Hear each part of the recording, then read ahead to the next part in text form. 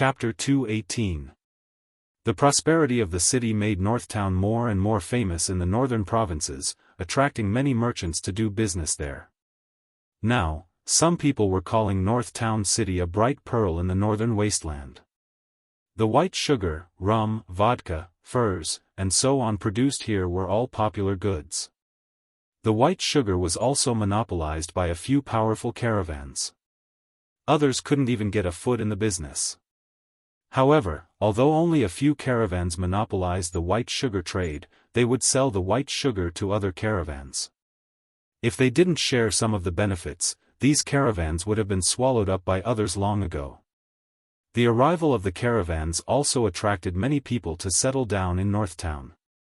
Although there were fewer people than Sulan who took the initiative to migrate, it was still a good sign. With people taking the initiative to settle down in Northtown, it meant that the city's attractiveness had increased. The rapid development of Northtown had attracted the attention of the northern provinces. If it weren't for the distance, the nobles would have long come here to get a share of the profits. Sulan had received a few official letters from the noble parliament, asking him to return to Cult to accept the title of nobility. According to the style of nobles, they wouldn't do things that didn't benefit them. If Sulan went back to accept the title of nobility, he would have to give them enough benefits. And once he accepted the title, Sulan would officially become a noble of the Kingdom of Florence. Northtown would also be included in the territory of the Kingdom of Florence, and he would have to pay taxes to the king. One had to know that Northtown was now built by Sulan and his men. He also spent money to buy the expansion order and all kinds of resources. Sulan didn't want to find himself a king. The territory he now occupied in Northtown was comparable to a viscount's territory. Although the population was far from enough, he would surpass it in a few years with enough time. In addition to Mirror Lake City and Galloping City, which were currently under construction, Sulan's territory was no smaller than a count's territory. His strength had also reached the legendary level, and it wouldn't be a problem for him to make himself an earl. However, he didn't intend to do that yet. If he were to make himself an earl, it wouldn't be as convenient for him to recruit refugees from the Kingdom of Florence and do business. The construction of the Arc de Triomphe was still in full swing. Every day, marble from the Sierra de Lotus would be delivered to the north gate of the city. For the convenience of transportation, Sulan had already asked his men to build a pontoon bridge over the Red Sand River and the Whitewater River. He was still considering whether to build a permanent bridge over the two rivers. As for technical problems, in this world full of extraordinary powers, many problems could be solved with magic. For example, the strength of a building. As long as an object was hardened, even if it was originally a piece of wood, it would be as hard as steel. Of course, hardening an entire bridge would be a huge project. After giving the Grey Dwarves the cold shoulder for a day, Sulan went to the prisoner camp again. Today, a few more Grey Dwarves expressed their willingness to work for Sulan. When he came to the prisoner camp again, the Grey Dwarves still cursed the traitors, but this time, their voices were much softer. Sulan naturally wouldn't mistreat the Grey Dwarves who were willing to work for him. As usual, he gave each of them a bottle of vodka and arranged for them to live and work. After sending away the Grey Dwarves who were willing to work for him, Sulan once again looked at the Grey Dwarves who were still persisting.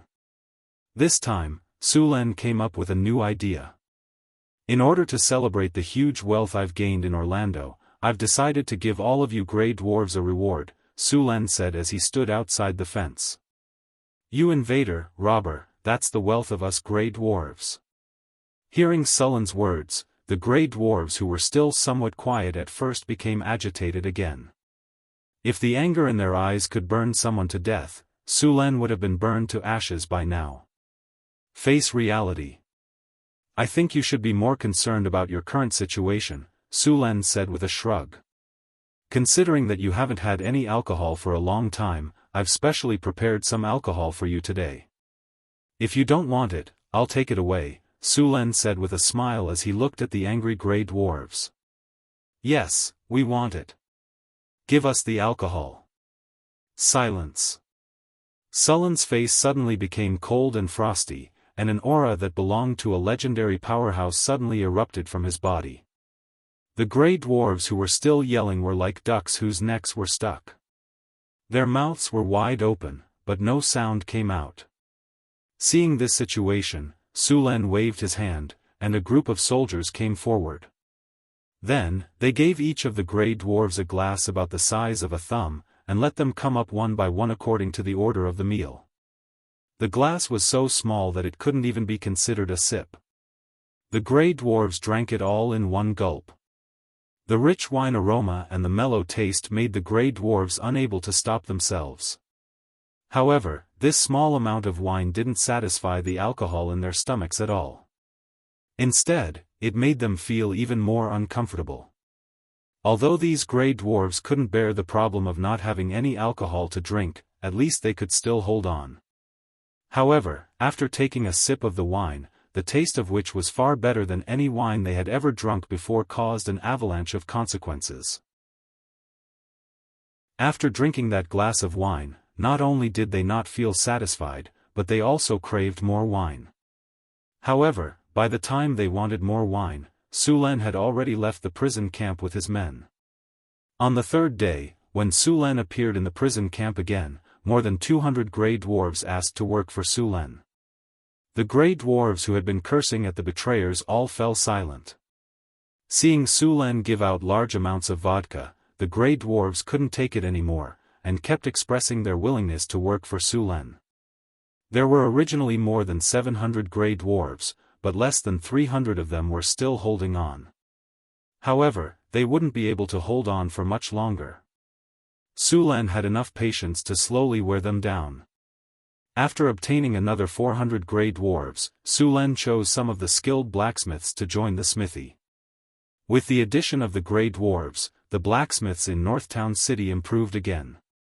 The original smithy was no longer enough, so Sulen ordered the workers to start upgrading the smithy. With more than 200 grey dwarves and humans, Sulen planned to build a large steel workshop. With the rapid development of Northtown City, even with the hydraulic forging machine, the production capacity of the smithy was still insufficient. Now that there were so many grey dwarven blacksmiths, Sulen wanted to change the equipment of the entire army on the agenda. The first thing these Duergar did as blacksmiths was to modify the Duergar armor that Suluan had obtained from Orlando. Although the Duergar armor had good defense and was sturdy and durable, it couldn't even be regarded as half-body armor when worn by the barbarians who were more than 2 meters tall. These armors needed to be modified and forged into full-body armor. Once the barbarians reached the peak level, they could equip themselves with the dwarven full-body armor and pick up a giant axe. They would be like a meat grinder on the battlefield. Of course, apart from the barbarians' armor, Sulen also planned to equip the centaurs with full-body armor to form a centaur-heavy cavalry. Due to the size of the centaurs, the armor they used was comparable to 3 sets of human armor. The armor Sulen sold them before was only for the front, and the back was for chainmail and inlaid scale armor. Now that they were his subordinates, he naturally wouldn't fool them like this. He planned to fully equip the centaurs with full-body armor, and thicken the front of the armor at the same time. After arranging the grey dwarves' blacksmiths, Sulen planned to let the rest of the grey dwarves continue mining. "Sir, I have a map of the underground world's mineral distribution for you," a grey dwarf said. Sullen's eyes lit up. After all, the grey dwarves had lived in the underground world for hundreds of years. They must have explored all the nearby minerals. This map was extremely valuable. Mineral distribution map? If it's true, I'll give you the reward you deserve. Enough vodka, and I appoint you as the new city lord of Orlando. When he heard Sulen say enough vodka, the grey dwarf's eyes instantly turned red. When he heard that he could become the city lord of Orlando, his breathing became heavier. "Sir, the map is here." With that, the dwarf sat directly on the ground and took off his leather boots. A strong smell, like pickles that had been fermented for decades, filled the air in an instant. Suluan hurriedly summoned some wind elements to blow away the smell of pickles.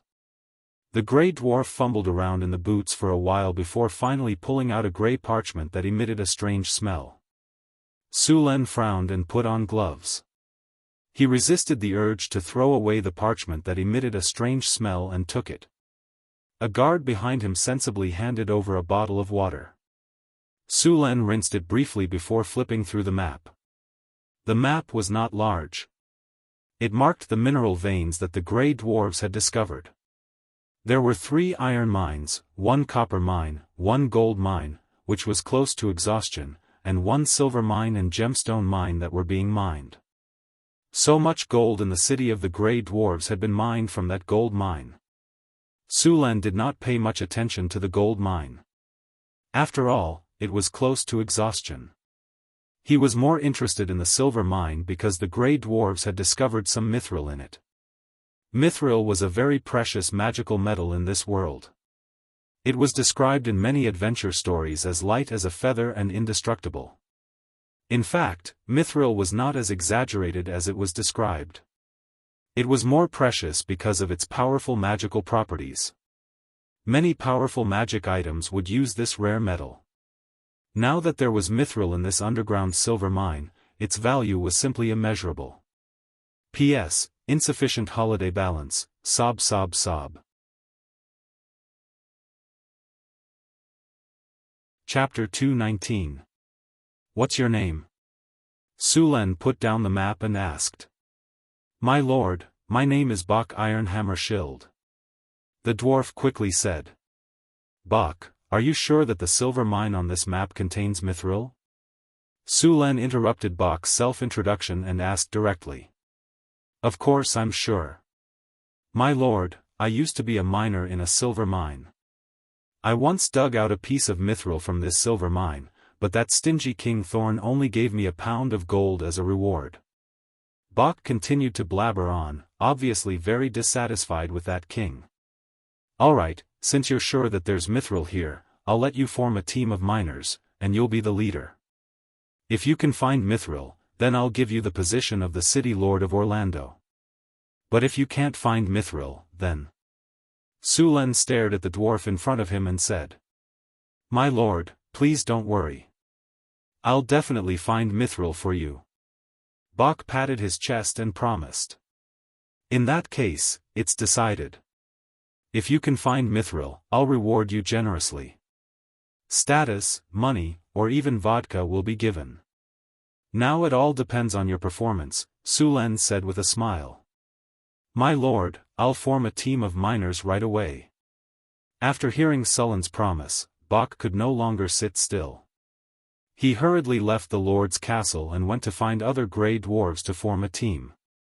Su Len threw the map aside with some disdain and found another piece of parchment to copy the map. Although it had been washed, the parchment still had the smell of salted vegetables on it.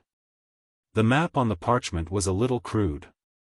After all, mapping in this world was not a professional subject like it was in his previous world. Most of the time, only they could understand the map they drew. To others, it was a completely abstract drawing. Fortunately, the map was drawn well. Although it was still crude, the general location was drawn. Soon, Su Len completely copied the parchment. After comparing the 2 maps again to make sure that he didn't miss anything, Su Len picked up the parchment and threw it directly into the brazier. The flames rose and quickly burned the parchment into a pile of ash. He opened the window to disperse the smoke.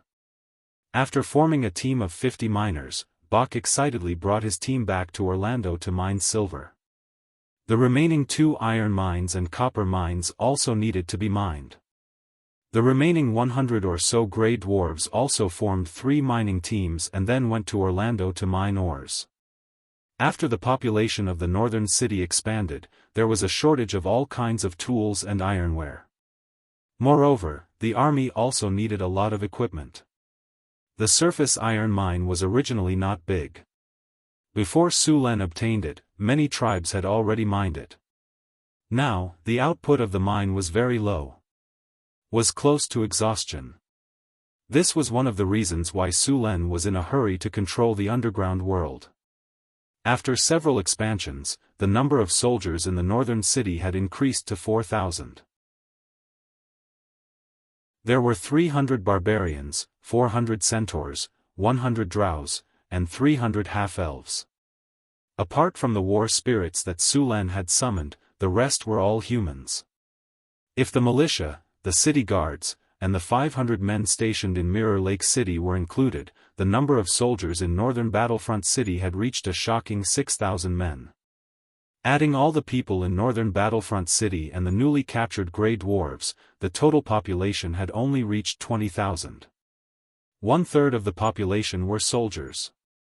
Such a high proportion, no matter how one looked at it, could be said to be militaristic. If it weren't for the buffs from the Harvest Altar and the numerous slaves, the northern city wouldn't even be able to support themselves with food. Not to mention the money, resources, and equipment needed to raise so many soldiers. In the past, the size of the northern city's army wasn't very obvious. Now, just maintaining the number of soldiers required tens of thousands of kinnars worth of pay every month. Sulan had always been curious. How did his predecessors manage to not pay the soldiers and make them listen to orders obediently? They were even braver than the other when they went into battle. If Sulan dared to not pay the soldiers in the northern city for a few months, there would be a large number of deserters. It wouldn't be strange if there was even a rebellion. If it weren't for the sugar trade that gave the northern city a lot of money, it would have taken years of hard work to develop the city to this extent. The northern city's army needed a lot of equipment. Apart from the army, the centaur tribes also needed equipment to protect their herds. Fortunately, Sulan had made a lot of money from the raid on the Grey Dwarf city. Not only did he solve the problem of money, but he also solved the problem of equipment. After settling the matters in the northern city, Sulan brought the Grey Dwarves mining team and the drows back to the underworld. He was going to restore the Grey Dwarves' mines and clean up the dangerous areas around the mines. He returned to Orlando. At this time, there were 100 barbarian warriors and 100 centaurs guarding the city. A group of subterranean dweller slaves were in charge of the labor. These subterranean dwellers were short. Because they lived in the dark for a long time, their eyes had deteriorated. They relied on infrared sensing to survey their surroundings, so blindness and petrification spells didn't work on them. Most dungeons had subterranean dweller slaves. They were the best growers in the underworld. Sulan brought 3 teams of Grey Dwarves to the various mines. The Grey Dwarves had discovered a lot of ore veins, but many of them were occupied by monsters from the underworld. The Grey Dwarves had to clear out all kinds of monsters every once in a while. If it wasn't for this, the other veins would have been excavated by them long ago. After resting in Orlando for a day, Sulan brought a team of drows and miners out of the city. They passed through some narrow tunnels and headed to the first mine. This mine was the closest to Orlando. It was an iron ore mine that produced good quality iron ore. It was a few grades better than the iron ore produced by Sullen's surface mine. The group moved forward in the dark tunnel, encountering a few hook horrors along the way. Hook horrors were a common type of monster in the underworld. They had sharp hearing and walked on 2 feet. Their heads looked like vultures, and their eyes were small. They had sharp beaks and a pair of compound eyes. Their bodies were covered with a layer of hard gray carapace. They looked ugly. Their eyesight was poor, but like bats, they could emit high-frequency sound waves to determine the enemy's position. Just as Sulan led the team forward in the tunnel, a dozen shadows suddenly jumped down from above. Sulan reacted quickly. Because the tunnel was narrow, he didn't use the purple dragon halberd. Instead, he swapped it for a longsword forged by the dwarves. He subconsciously swung the longsword in his hand. The hook horrors that attacked Sulan didn't expect Sullen's reaction to be so fast. They didn't have time to react before the sharp sword swept across them.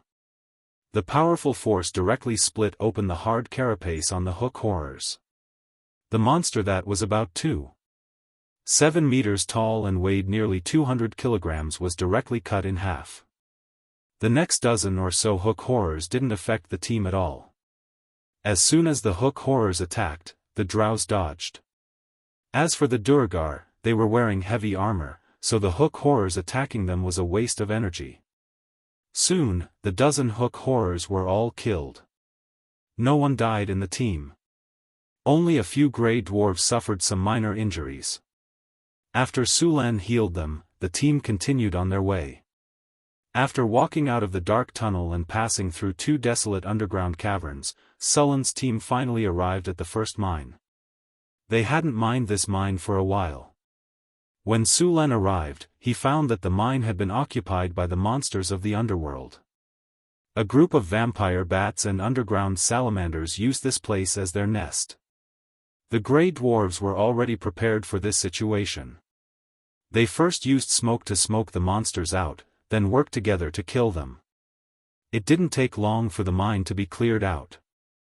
The information of this mine appeared on Sulan's system panel. Iron mine, or quality +5, or yield +8, mine disaster reduction +5, associated ore veins +2, chance of producing dark iron Oregon. With the grey dwarves' work, the iron mine quickly resumed production. Seeing that the mine had resumed production, Sulan didn't stop and led the rest of the team to the next mine. The second mine was a gem mine. When Sulan arrived, he found that the vein looked gloomy. There were some shadow-like creatures outside the vein. The Twisted Shadow was a type of undead creature that was formed due to certain reasons. It was similar to a ghost. This thing had very high resistance to physical damage and appeared in groups. It was very unfriendly to those who purely focused on physical attacks. At the same time, it also had spell-like abilities. If Sulan hadn't come with them today, this team of grey dwarves would have been finished. Their half-energy form could reduce physical damage by 50%. Normal weapons would be troublesome to deal with them, no matter how sharp they were. Elemental weapons had to be used to deal with them. Even more troublesome was that these monsters lived in groups. Their best attack was the Touch of Death, which could drain the enemy's energy and strength. Once the energy was drained, the enemy's life force would be depleted. In the Adventurer's Handbook, these monsters were rated as Grade A. Without a special way to deal with them, it was best not to provoke them. Crack! There was a soft sound, as if someone had stepped on something and broken it. Although it was a very soft sound, it was very abrupt in this quiet environment. The wandering Twisted Shadows instantly noticed this place.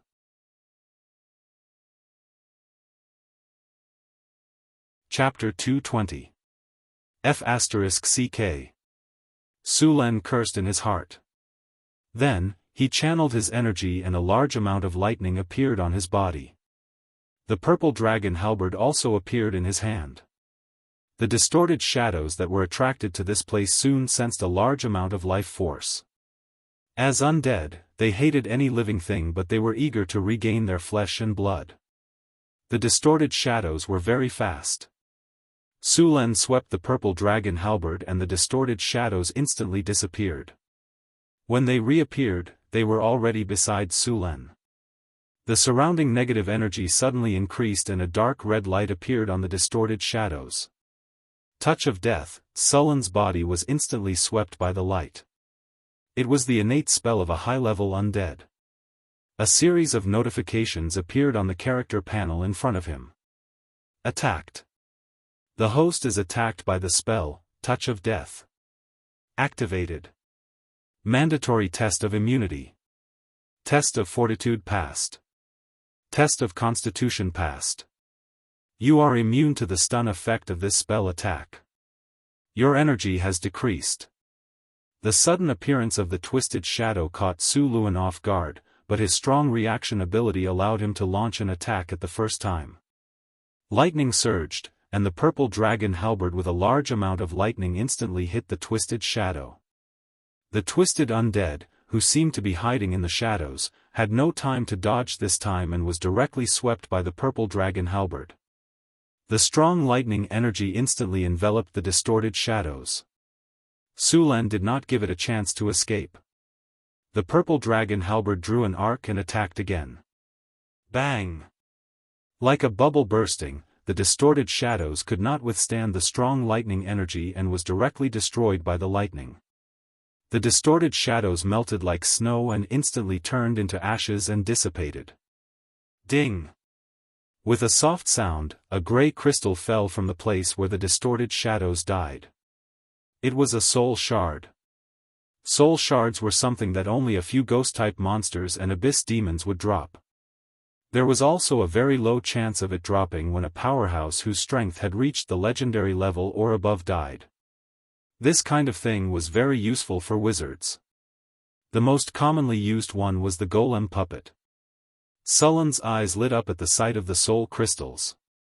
It seemed like there were many additional rewards this time. Seeing the dozens of distorted shadows behind him, Sullen's figure flashed as he dashed forward. At this moment, a series of messy footsteps sounded from the gem mine beside him. Then, a group of skeletons with shiny black bones and a height of 2 meters rushed out. These skeletons were not as fragile as the low-level undead skeletons. All the skeletons were very thick and even had a metallic luster. They held bone blades and bone spears in their hands. As soon as they appeared, they rushed towards the grey dwarves and drows. Skeleton warriors. After several evolutions, low-level skeletons would become mid-level undead creatures. If they were allowed to evolve further, they would become skeleton generals and bone demons. Of course, it was very difficult for undead creatures of this level to appear in the material world. Only the legendary undead creatures of this level would exist in the world of undead. When the grey dwarves saw the skeleton warriors rushing towards them, they roared and ran forward with their 2 short legs like Hot Wheels. They raised their axes and rushed forward. Although they could not deal with the distorted shadows, it was still easy to deal with these skeletons. At 2 meters, the skeleton warriors were half a body taller than the grey dwarves who were only about 1.5 meters, but sometimes height was not an advantage. I hate those who are taller than me the most, especially rotten bones like you. The grey dwarf squatted and dodged the skeleton warrior's bone blades. Then, the grey dwarves swept the skeleton warrior's knees with their axes. Even if the skeleton warriors had turned into skeletons, the knees were still weak. The grey dwarves' axes were heavy, and in an instant, the skeleton warrior's knees were smashed into pieces. The 2-meter-tall skeleton suddenly lost its balance and fell to the ground. The grey dwarves turned around and went to the other side of the skeleton warriors. Then, they swung their axes and chopped off the skeleton warriors' necks. "You're not as tall as me now." The grey dwarves laughed and swung their axes again, crushing the skeleton warriors' heads. The pale soul fire in the skull was extinguished. Thunder lightning spear. A dazzling thunderbolt burst out from Su Luan's body, and then a large number of thunderbolts wrapped around his whole body. The thunderbolts surrounded his strong muscles and constantly jumping thunder and lightning. His whole person looked like the thunder god in ancient myths. The distorted shadows around him also sensed the danger. They seemed to be hesitating to escape. Swoosh swoosh swoosh, the purple dragon halberd turned into a blur and swept towards the distorted shadows. Su Len leaped and crossed a distance of more than 10 meters. At the same time, the sky was filled with spear shadows and countless lightning bolts, instantly hitting the distorted shadows. The purple dragon halberd was like a hot knife through butter as it swept through the twisted shadow's body. The powerful lightning power instantly enveloped the twisted shadow. At this time, the other distorted shadows also began to attack. The shadows pounced. Sullen's purple dragon halberd left afterimages in the air.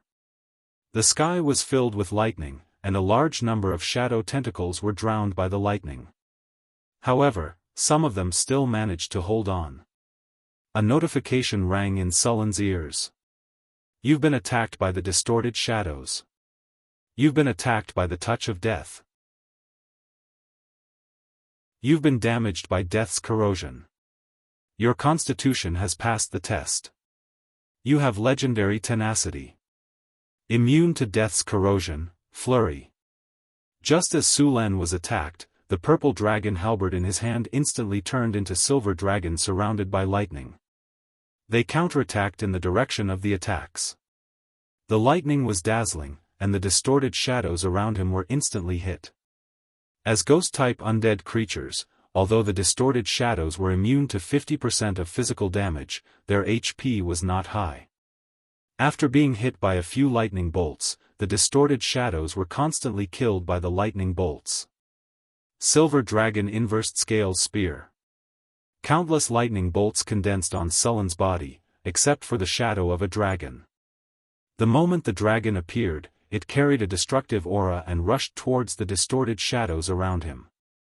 The huge dragon shadow swept across. Everywhere it passed, the distorted shadows' bodies instantly stiffened. Countless lightning bolts were sent into their bodies and instantly exploded. Ding dong. Ding dong. A large number of soul crystals fell from midair. The dragon's shadow dissipated, and more than half of the dozens of distorted shadows around him disappeared in an instant. Only a few distorted shadows were left that were not affected. The following battle became much simpler. The remaining distorted shadows were easily harvested by Su Len. At the same time, the battle between the dwarves and the drows was coming to an end. Although the skeleton warriors were strong, they had no advantage against the dwarves and the drows. They were quickly wiped out under the 3 axes that chopped off their legs, necks, and heads. A large number of broken bones were left on the ground. The battle ended quickly. Su Len arranged for people to collect the spoils of war. There were a lot of spoils this time. All of them were soul crystals, which were also the specialty of the undead creatures. The undead creatures could be said to be poor. Other than soul crystals, they basically had nothing else. After the battle, Su Len gained more than 10,000 EXP and nothing else. Seeing the gem mine next to him, Su Len planned to go inside to see if there were any fish that had escaped the net. He called 2 grey dwarves who were familiar with the mine, and the 3 of them entered the mine together. The gem mine was different from what Su Len had imagined. There were rocks everywhere, and occasionally there were some colorful quartz in the mine.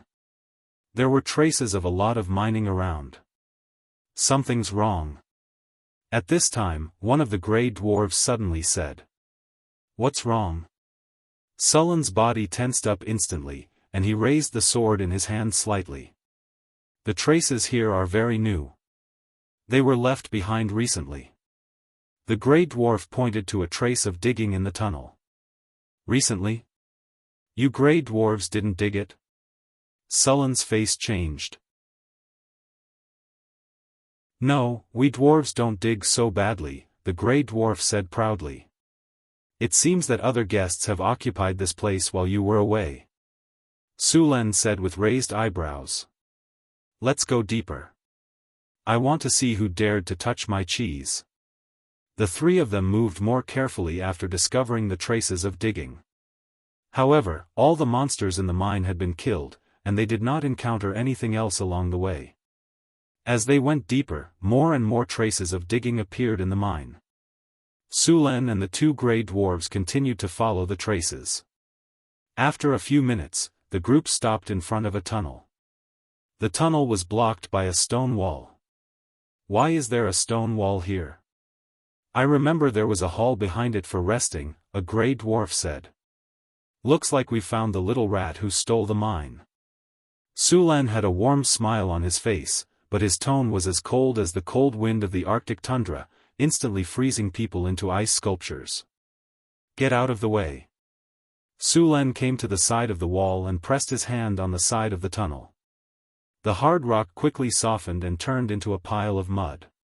Soon, a hole as tall as a man appeared in the side of the tunnel.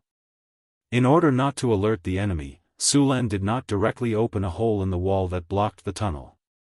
Instead, he struggled to open a passage on the side of the wall. Under Sullen's spell, the hard rock quickly softened. It only took a few minutes for a passage to be opened. Su Len only felt that the space in front of him was empty. He had already arrived at the hall behind the stone wall. The scene in front of him surprised Su Len, but it was also very familiar. This place had actually been set up as a laboratory, but it was different from Hathaway's laboratory. This laboratory had a large amount of glassware filled with all kinds of liquids, and some unknown lifeforms' organs were soaked in them. A lot of skeletons were piled up around the laboratory. These skeletons were very similar to the skeletons of the skeleton warriors outside. This gem mine had been occupied by a necromancer.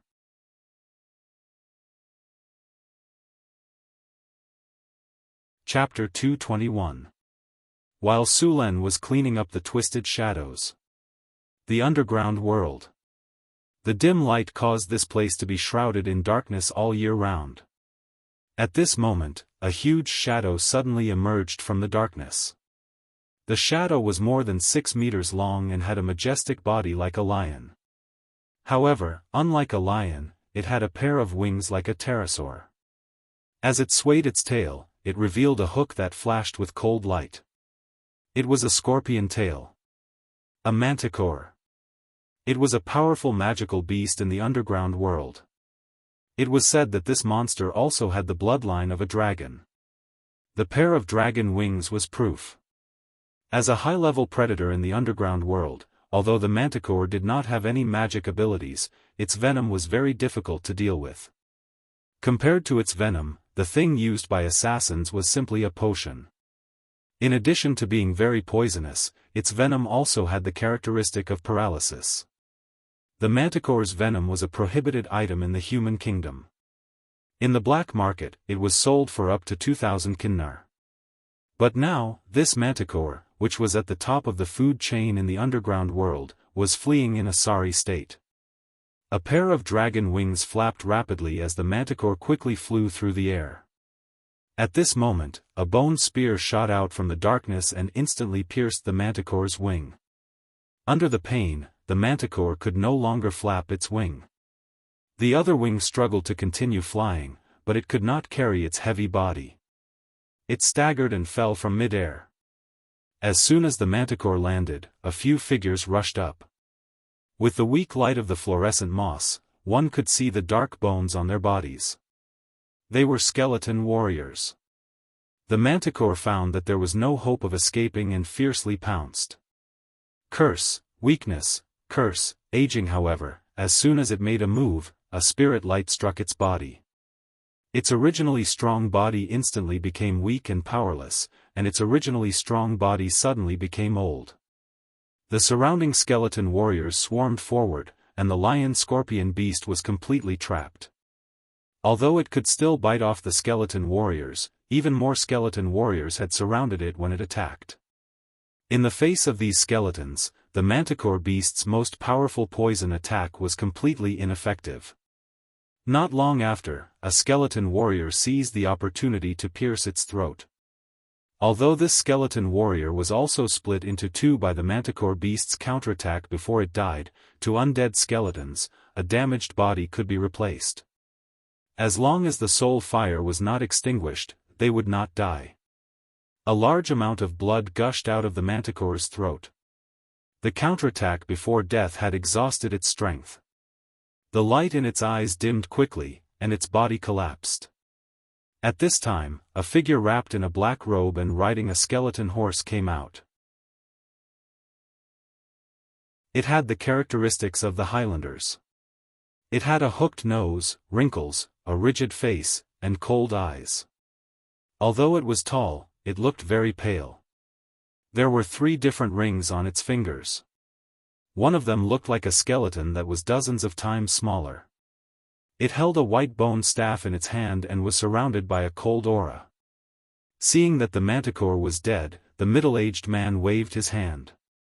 A few skeleton warriors behind him stepped forward and began to skin and cut the manticore. Damn it! Just as the skeleton warriors were cutting the manticore, the middle-aged man's expression changed drastically. He quickly took out a gemstone that looked like an eye. The originally exquisite gemstone was now cracked. Who dares to attack my guards and invade my laboratory? Keaton's expression was gloomy. Damn rat! Don't let me catch you. Otherwise, I'll pull out your soul and stuff it into a rat's body. Keaton packed up the manticore. He didn't ride the skeleton horse anymore. Instead, he directly flew in the direction of the gemstone mine. Su Len didn't know that he had alarmed the necromancer. The laboratory in the gemstone mine wasn't big. Soon, Su Len turned the entire laboratory upside down. Su Len didn't touch the bones and other things inside. These things were useless. Only the necromancers would collect them. As for the bottles and jars in the laboratory, Su Len didn't take them. After all, who knew what was inside? However, in the storage room next to it, Su Len found a large number of gemstones. Obviously, these gemstones had just been excavated by the necromancer. In addition to these gemstones, there were also some books in the laboratory. Human anatomy diagrams, how to make a skeleton warrior, detailed explanation of necromancy, and more than 10 other books. Su Luen packed them all up and took them away. Tui, what a pauper. Even these gemstones were excavated from my gemstone mine. Su Len pursed his lips. He casually put some magic materials into his storage space. You too, throw away those bone sticks. Don't touch those glass bottles. Now hurry up and get out. We've already searched his nest. With the necromancer's abilities, he must know by now. Let's get out of here quickly. Su Len yelled at the 2 gray dwarves who were playing with the skeleton of a skeleton warrior. He then left the gemstone mine. In the underground world, a hazy figure was flying quickly. A few distorted shadows circled around him to help him fly faster. There were also many skeleton warriors running on the ground. Along the way, Keaton didn't rest at all.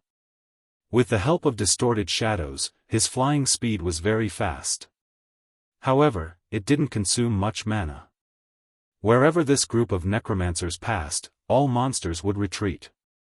As he continued to speed up, Keaton saw the gemstone mine in the distance. Landing from the sky, Keaton didn't rush in recklessly. Although he had used fly to reduce the consumption of mana with the help of distorted shadows, he had also used up a lot of mana. Someone who dared to kill the large number of skeleton warriors and distorted shadows that he had left behind to guard the laboratory was undoubtedly powerful. If he rushed in like this, there was a high chance that he would fail miserably. Moreover, he had come back in a hurry. His skeleton warriors didn't catch up. Taking out a bottle of blue potion, Keaton tilted his head back and drank it. He then had distorted shadows protect him while he used the potion to quickly recover his will and mana. About half an hour later, a group of skeleton warriors finally arrived. Keaton opened his eyes. A cold light flashed in his eyes. Little rat, I'm here. How dare you steal my laboratory? I'll make you regret being born in this world. Keaton stood up. The gloomy aura around him intensified. Su Len had the gray dwarves retreat from the mine and hide in a corner. He found a stone room outside the gemstone mine and waited quietly. Suddenly, he opened his eyes.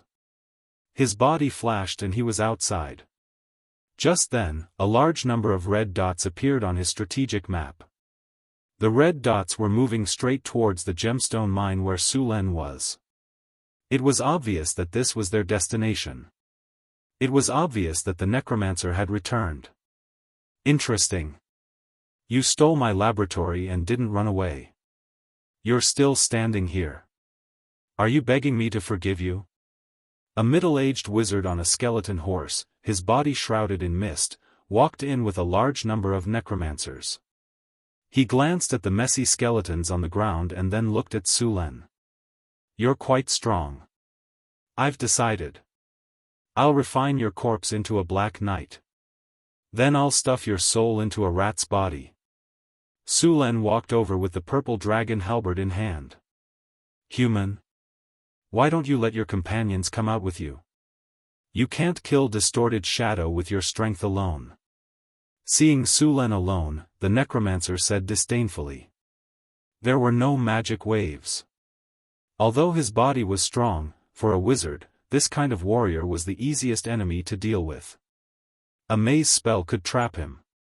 I smell the rotten smell of the corpse. It's already rotten and stinking. You should have just stayed in the coffin.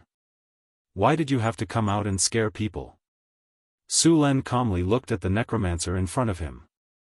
Although the way he appeared looked like a big boss leading a group of guards, in the system interface, he had not broken through to the legendary level.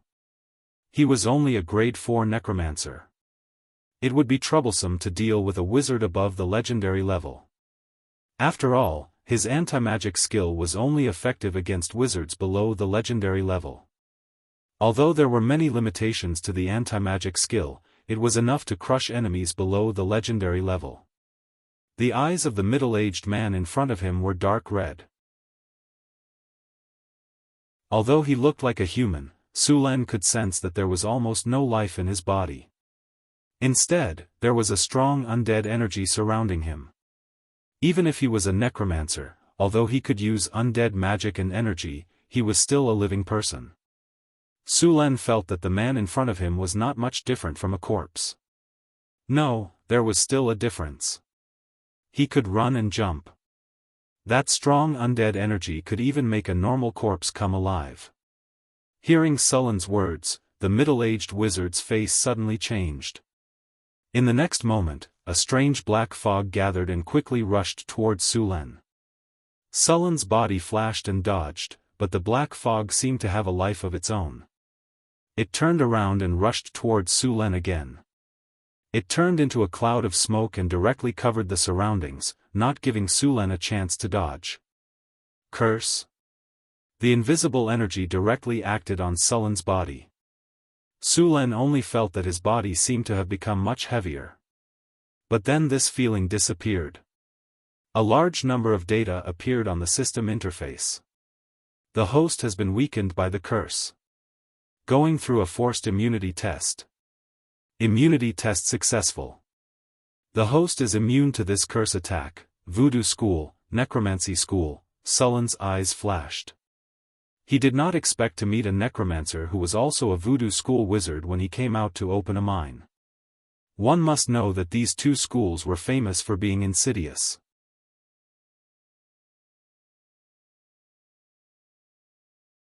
Chapter 222. Necromancers played with the dead and desecrated souls. In the eyes of many churches, they were heretics. As long as they appeared, they would be expelled or killed. The voodoo school was even more insidious. They did not have any advantage in a head-on battle and could even be said to be very weak. However, no one could beat them when it came to scheming. The voodoo school was proficient in curses. There were many types of curses, such as weakness and aging, which took effect immediately. There were also some that were invisible. They captured some of your aura and then used this aura to cast a curse. This kind of curse was invisible and difficult to guard against. Once the person was hit, they would die within a few days. In addition to curses, they were also proficient in all kinds of poisons. This was not a big deal. The main thing was that this school had participated in the fight for the throne of the secular world. The deaths of the heirs of several countries were more or less related to them. Since then, this school was boycotted by various countries. After all, no one wanted to lose their lives for no reason.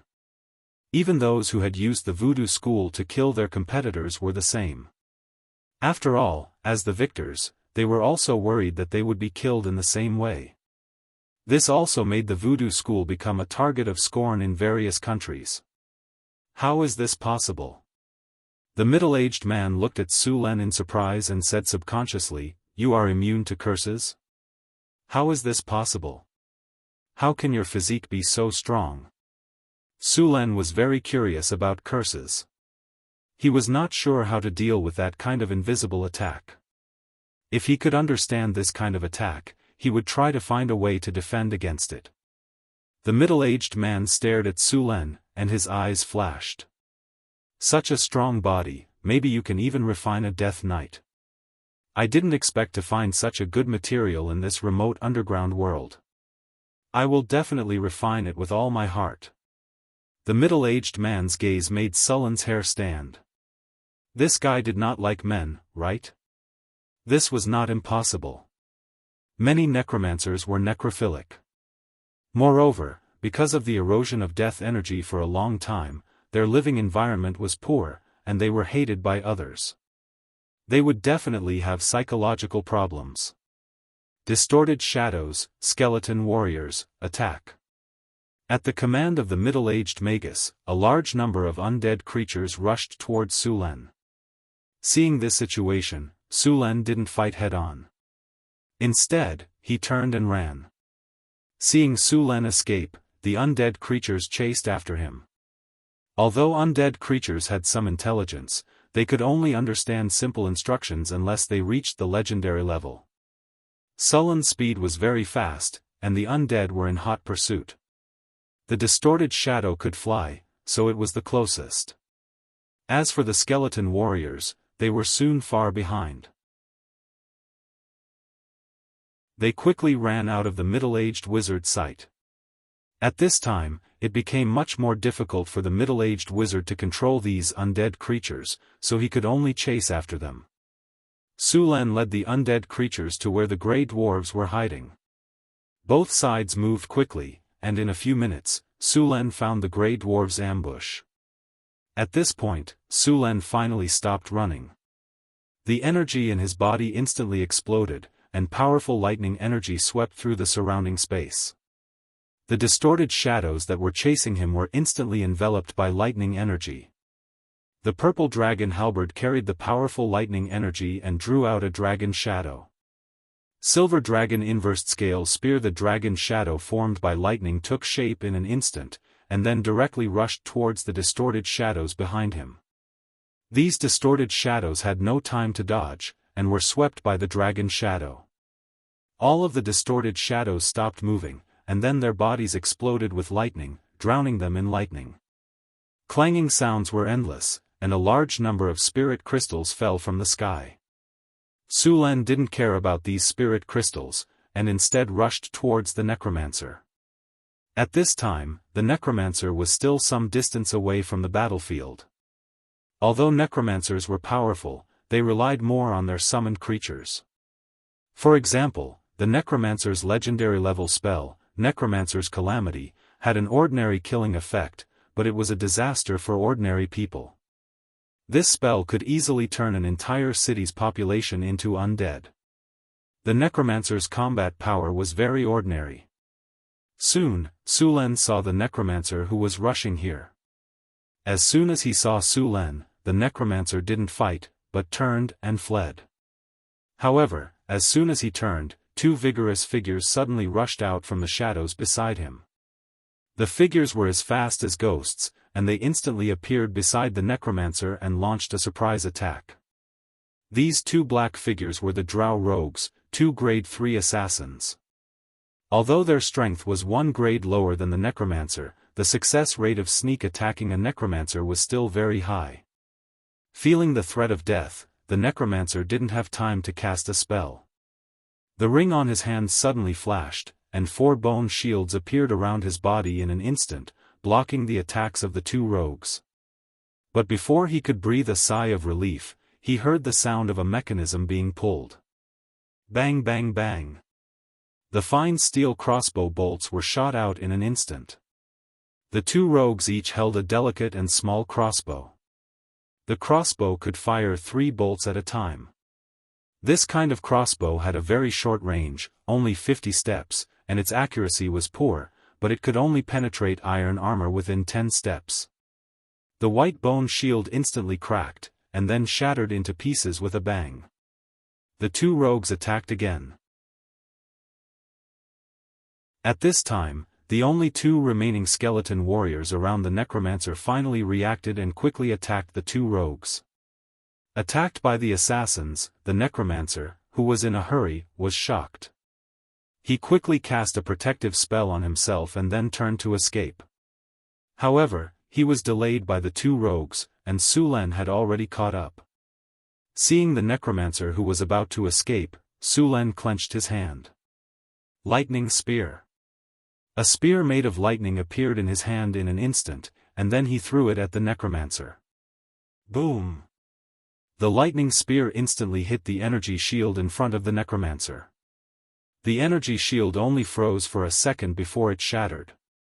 Then the remaining two bone shields blocked in front of the lightning spear, but they still shattered in less than a second, and the light of the lightning spear only dimmed a little. The middle-aged necromancer's face changed greatly. A golden ring in his hand was instantly activated, and a pale golden energy shield immediately appeared, blocking the lightning spear. The lightning spear and the energy shield were in a stalemate. At the point of contact, lightning surrounded the pale golden energy shield. Finally, with a bang, it turned into countless light spots and dissipated in the air. The lightning spear also became an arrow at the end of its flight.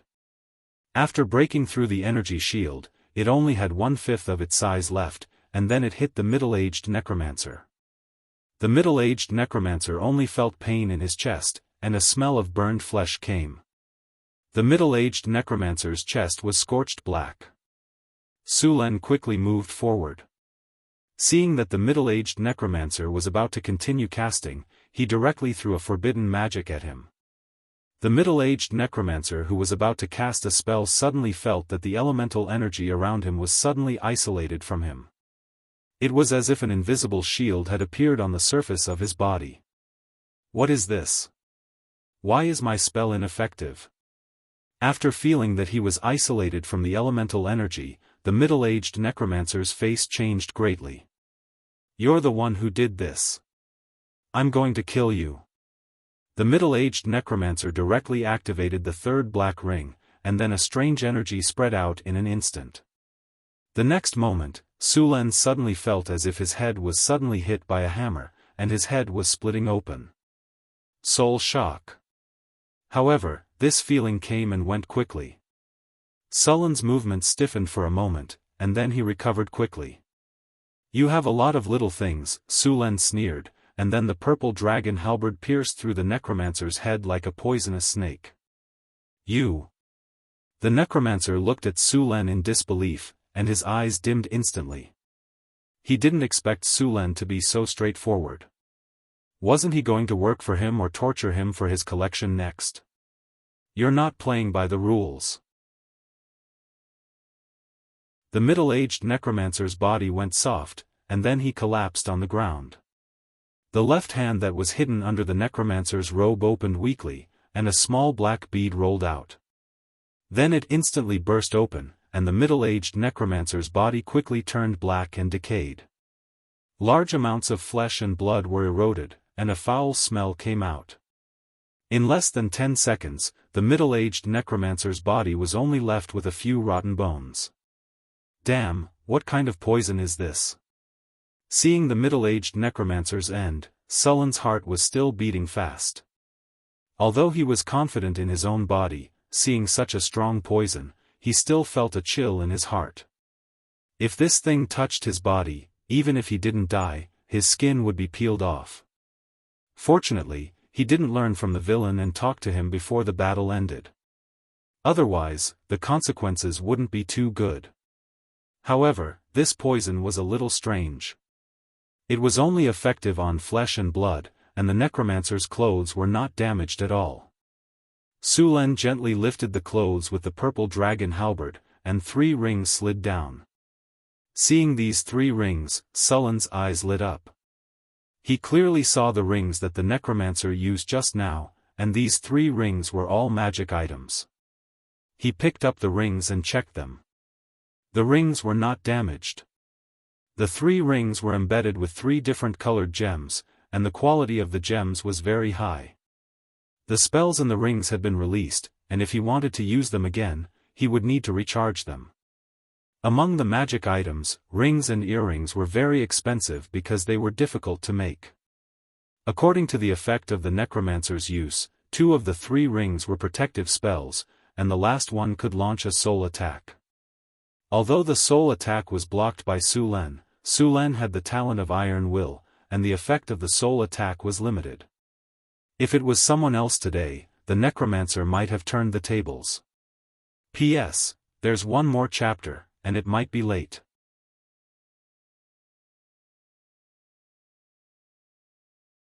Chapter 223. Generally speaking, soul magic could only be used after reaching the legendary realm. Even at the legendary realm, the soul was still very mysterious.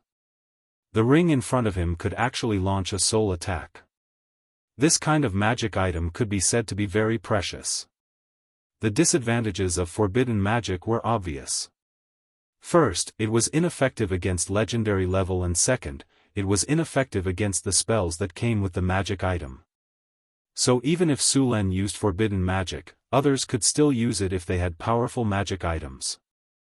Su Len let the system scan the 3 rings and saw their attributes. White Bone Control Ring +2, this ring is made from the skull of a bone demon. It is engraved with a complex magic circle. It can double the number of undead creatures you can control, below legendary level. This ring is made with a special refining technique. It can summon 4 bone shields. Equipment requirement, Spirit 18 and above. Special effect, Undead Control. Double the number of undead creatures you can control, below legendary level. Equipment effect, White Bone Shield. You can cast a spell without chanting. Once activated, you can summon 4 bone shields to protect yourself. The bone shields last for 10 minutes. It needs to be recharged after use. The second ring was completely gold. It looked like a gold ring inlaid with topaz. Su Len was very disdainful of the person who made this ring. He was like a rich man in the countryside. Golden Ring of Protection +2, this ring is made with gold alloy and other metals. It is engraved with a complex magic circle. The maker added a calming effect on it. Wearing it can clear your mind. At the same time, this ring is made with rune craftsmanship. It can summon a shield after activation. Requirements, 15 Spirit. Equipment effect, Calm. Once equipped, you can be in a calm state. Your mind will be clear and reduce the chance of casting a spell. Equipment effect, Energy Shield. Once activated, you can summon a spherical shield in an instant. The shield lasts for 15 minutes. The shield has the strength of a level 5 spell. It needs to be recharged after use. The last ring was the one that released the soul attack. This ring was black and looked very inconspicuous. However, this ring was the most valuable of the 3. Soul Impact Ring +2, this is a ring made by a legendary wizard. It is engraved with his most prized spells, but this ring is actually his practice.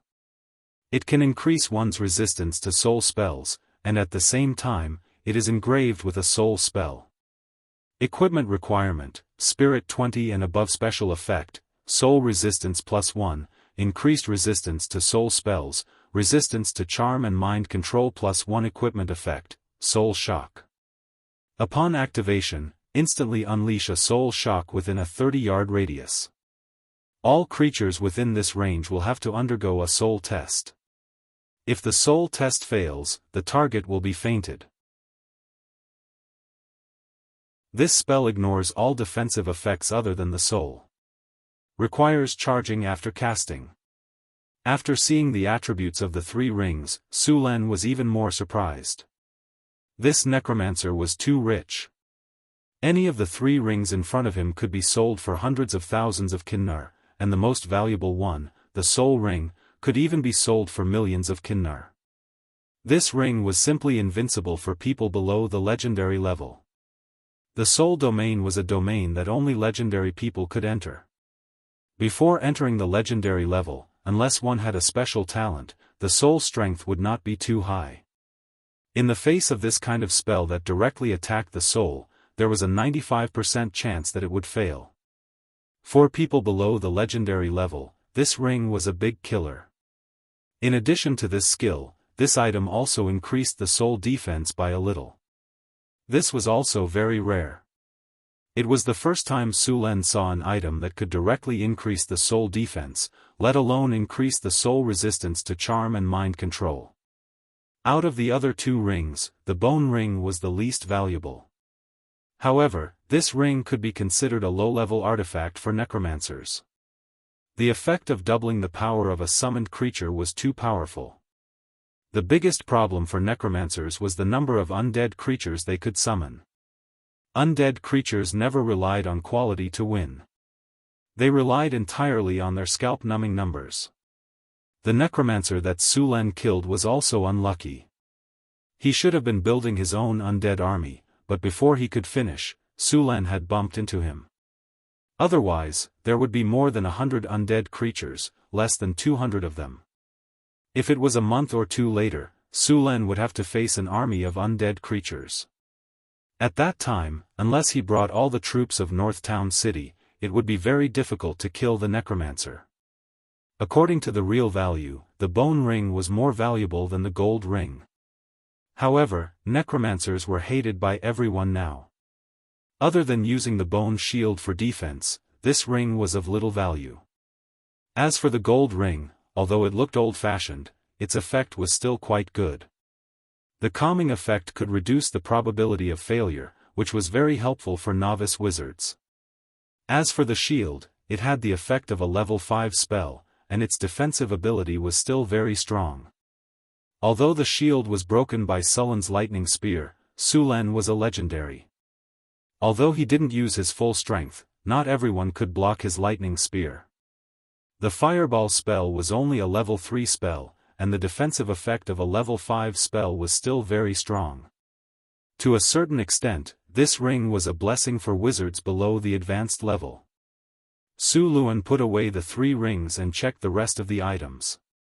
There was a wizard robe, a white bone staff, 2 portal bags, and some miscellaneous items.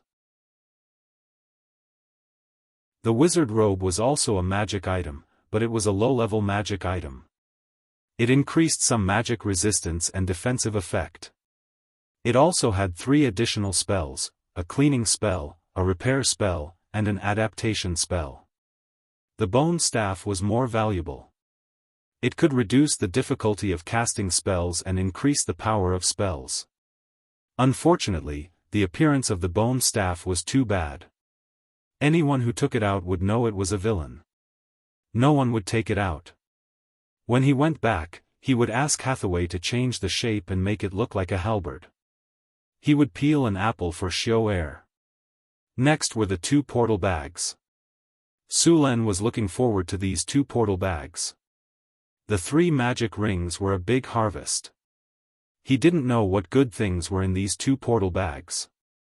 Since the original owner was dead, the secret imprint he left behind had lost its effect. Su Len easily destroyed the imprint and opened the portal bag. The space in the portal bag was not big. No, it was very small. The length, width, and height of this portal bag were only 50 centimeters, which was only 1/8 of a cubic meter. The things in this portal bag were slowly stuffed, but there were only food, clothes, and some coins. Other than that, there was nothing else. Su Len was a little disappointed, but this was normal. Wizards were used to using portal bags to store their daily necessities. After calming down, Su Len took out the other portal bag. Since the previous one was for personal items, this one was very valuable. After destroying the imprint skillfully, Su Len opened this portal bag. The space in this portal bag was much bigger than the previous one.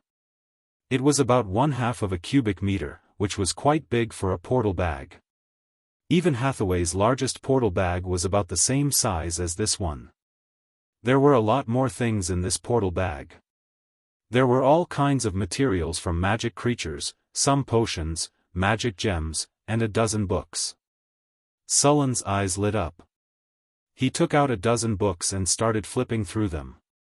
After a few minutes, he roughly flipped through the books.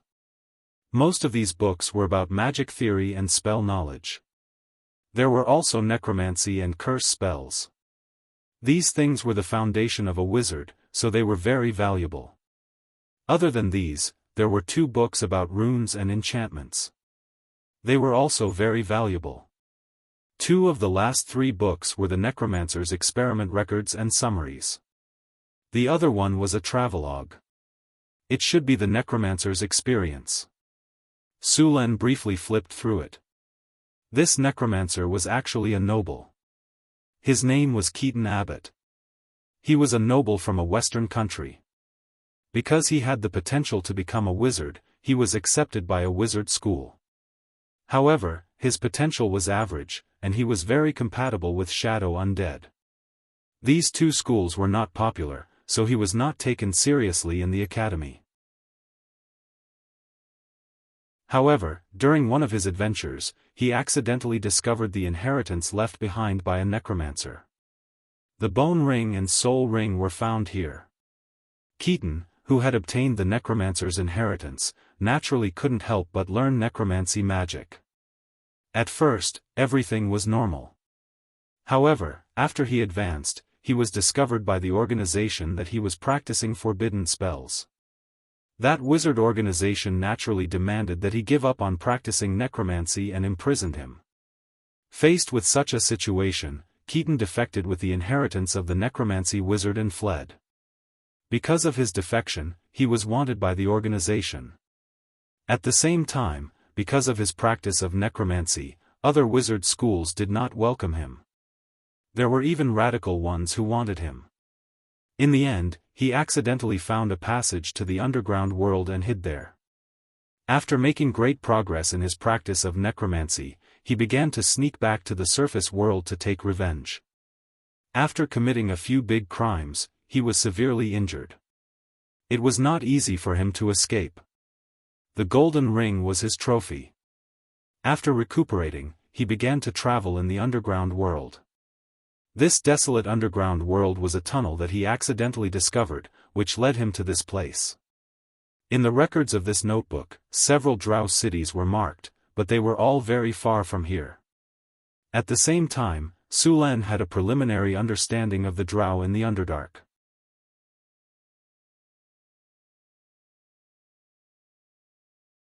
Chapter 224. Other than the 3 rings, the necromancer's most precious items were the books. Including the ones Su Len found in his laboratory, there were more than 30 books. However, most of them were about necromancy and voodoo, and some were about magic theory. Other than that, there were books about alchemy, potioneering, golem making, anatomy, and a lich reincarnation spell. This lich reincarnation spell was a witchcraft ritual that could reincarnate a necromancer into a lich. It was said that this was a choice that many powerful necromancers made when their lives were about to end. The minimum requirement for the lich reincarnation spell was to be a grade 3 necromancer. They were usually necromancers or warlocks, but there were also some priests. Building a lich reincarnation spell circle required a lot of resources, including rare magic materials, high-quality gems, gold, and so on. If a lich was successfully reincarnated, it would turn into an undead creature and retain all of its memories and spells. After reincarnating into a lich, it would no longer be restricted by its lifespan. This gave it plenty of time to research spells and experiment. It could be said that every lich was a top-tier necromancer. They were powerful and controlled a lot of necromancy spells. It wouldn't be surprising if a team of death knights appeared in a lich's territory. There might even be a bone dragon. Liches would create a lot of magic items in their long lives. It could be said that liches were basically rich. The necromancer that died at Su Luan's hands was collecting all kinds of resources for the lich reincarnation spell. Although he looked very young, as a rogue necromancer, it would take at least a few decades for him to gather all kinds of materials for the lich reincarnation spell circle. Su Len casually flipped through the book and threw it into his storage space. Su Len had never thought about reincarnating into a lich. After all, liches didn't have a penis. After collecting the spoils of war, the other battlefields were almost finished. Under the ambush of the Grey Dwarves, the group of skeleton warriors didn't cause any trouble at all. It didn't take long for them to be wiped out. Apart from some soul crystals, there was nothing else. He had exterminated the necromancer and reclaimed the gemstone mine. He had also obtained a large number of soul crystals and magic books. His only regret was that he hadn't received much EXP. He was still a long way from leveling up. By the time they reoccupied the gem mine, it was already late. Everyone rested in the gem mine for the night. The next morning, after leaving a group of miners behind, Sulan led the rest of the people to another mine. Sulan had been to this mine before. It was the place where he had discovered the harpy. It was the largest mine of the Grey Dwarves. It produced iron ore, copper, lead, tin, and gold ore. It was a rare mixed mine, and its output was very high. This was also why the Durgar didn't give up on the mine even when the harpies attacked. When they set off again, there were only about 100 people left in the group. After passing through 3 tunnels and 2 underground caverns, the team finally arrived at their destination. There were some underworld monsters in the mine, but they were quickly cleared out by the Grey Dwarves. After the mine returned to normal, Sulan prepared to deal with the harpies. This time, Sulan didn't want a group of monsters coming to cause trouble every 2 or 3 days. Not only would they cause casualties to the Grey Dwarves, but they would also affect the production. If it weren't for this reason, Sulan would have to wait a while before considering the harpies. Now that the Grey Dwarves had joined Northtown City and the mine had returned to production, the harpies could appear at any time. Before, the Grey Dwarves weren't strong enough, so they could only passively defend. Sulan wasn't helpless against them. Moreover, the harpies could also be used as an air force. During battle, they could carry a few kilograms of stones and throw them down from the sky. Even a 1-kilogram stone would cause more damage than arrows and javelins. Even the Grey Dwarves' iron armor couldn't withstand such an impact. In addition to flying in the air and throwing stones, the harpies could also throw Molotov cocktails and other things. They could also take advantage of the night to cross the city walls and directly open the gates. If he really had an air force, it would be very useful on the battlefield. My lord, the harpies are active in the area ahead. A drow scout quickly walked to Sulan's side and said in a deep voice. Sulan waved his hand and said, "Stop for now. Send someone out to investigate." Then, a dozen or so scouts flashed and merged into the surrounding darkness. The harpies lived in an underground cavern that was even larger than the one occupied by the Grey Dwarves. The harpies' nest was on a cliff, surrounded by an underground river. The underground cavern was lush with vegetation, and there were a lot of fluorescent mushrooms, and other plants growing in it. The entire underground cavern was their habitat. Opening the strategic map, a rough topographic map appeared in his mind. The underground cavern where the harpies were entrenched was dozens of kilometers away from the Grey Dwarves' territory, but various tunnels crisscrossed, and the shortest distance was more than 100 kilometers. Many areas around the map were still black, and would only be shown after exploration. As far as Sulan knew, there weren't many tribes living in this underground world. There were no other tribes except for the Kobold tribe, the Grey Dwarf city, the Goblin tribe, and the Tauren tribe. Many places were occupied by various monsters. On the strategic map, the current area was marked with the image of a harpy, indicating that there were harpies nearby. The other explored areas were marked with hook horrors, and some were marked with underground salamanders. After a rough look, there were no less than a few hundred of them. There were thousands of harpies here. Although the strength of a single harpy was not strong, about the same as a human militia, their ability to fly made them very difficult to deal with. Coupled with their huge number, they could now be said to be the overlords of the underground world. Even the reckless and irritable Tauren tribe was not willing to provoke them. Soon, the scouts reported the collected information. At this time, more than half of the harpies had gone out to look for food, and only a few harpies stayed here. After confirming the situation, Sulan knew that the opportunity had come. Although the harpies had a large number of harpies, they had a common queen, a high harpy. As long as the high harpy was controlled, the whole harpy tribe would be controlled. Sulan did not let the drows go with him. It was better to have as few people as possible. After casting an invisibility spell on himself, Su Len began to carefully approach the harpy's nest. High harpies were natural spellcasters. It might be easy to defeat them, but it was very difficult to capture them alive. Especially under the protection of many harpies, it was impossible to capture the high harpy, Su Len, even if they doubled the number of people. The high harpy's nest was at the top of the cliff. If they wanted to go up, they could only fly or slowly climb from below. Directly using elemental fluctuations caused by spells was likely to attract the attention of the harpies. After all, they were very sensitive to wind elements. The cliff was not too high, and a large number of caves had been excavated. Su Len found an easy place to climb and then climbed up with his hands and feet. From time to time, a few harpies flew by in the sky. These harpies were very hot, but their appearance was not complimentary. Many harpies had a layer of fluff on their bodies. These were the lowest level harpies. Their bloodline had deteriorated to the point that they were close to beasts. Those harpies whose bodies were closer to humans were more intelligent. Some harpies could even use some spell-like abilities. Of course, there were not many of these harpies. They were generally the guards of the high harpies. Su Len bypassed the caves of several harpies and soon approached the top of the cliff. At this time, a harpy suddenly came out of the cave next to him and was about to fly out. But just as it spread its wings, it stopped. Then its nose kept twitching as if it was smelling something. The smell of a male. Harpy language, the harpy let out a sharp bird cry, and then the surrounding harpies flew over.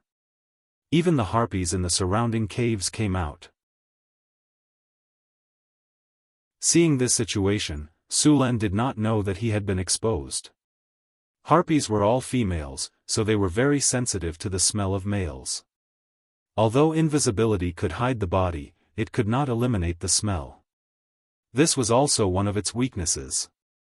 Unless it was the legendary rogue's shadow jump, that ability could directly enter the shadow plane, completely separated from the main material plane. Not only was the figure hidden, but even the body and smell had disappeared without a trace. After knowing that he had been discovered, Su Len no longer hid. Now he was only one step away from the top of the cliff. As long as he was fast enough, the high harpy would have no time to escape. Thunderstorm. Dazzling lightning burst out from Su Len's body in an instant. The powerful lightning wrapped all the harpies around him. The paralysis effect of the lightning instantly made these harpies stiffen and fall directly from the air. Su Len, who was originally surrounded, was instantly cleared. At this moment, Su Len's hands and feet exerted force at the same time. His body climbed quickly, and he reached the top of the cliff in a breath. Then his figure flashed into the cave. To Su Len's surprise, the cave was much larger than he thought. 2 harpies were guarding the entrance of the cave. These 2 harpies looked very close to humans. After seeing Su Len break in, they rushed up directly.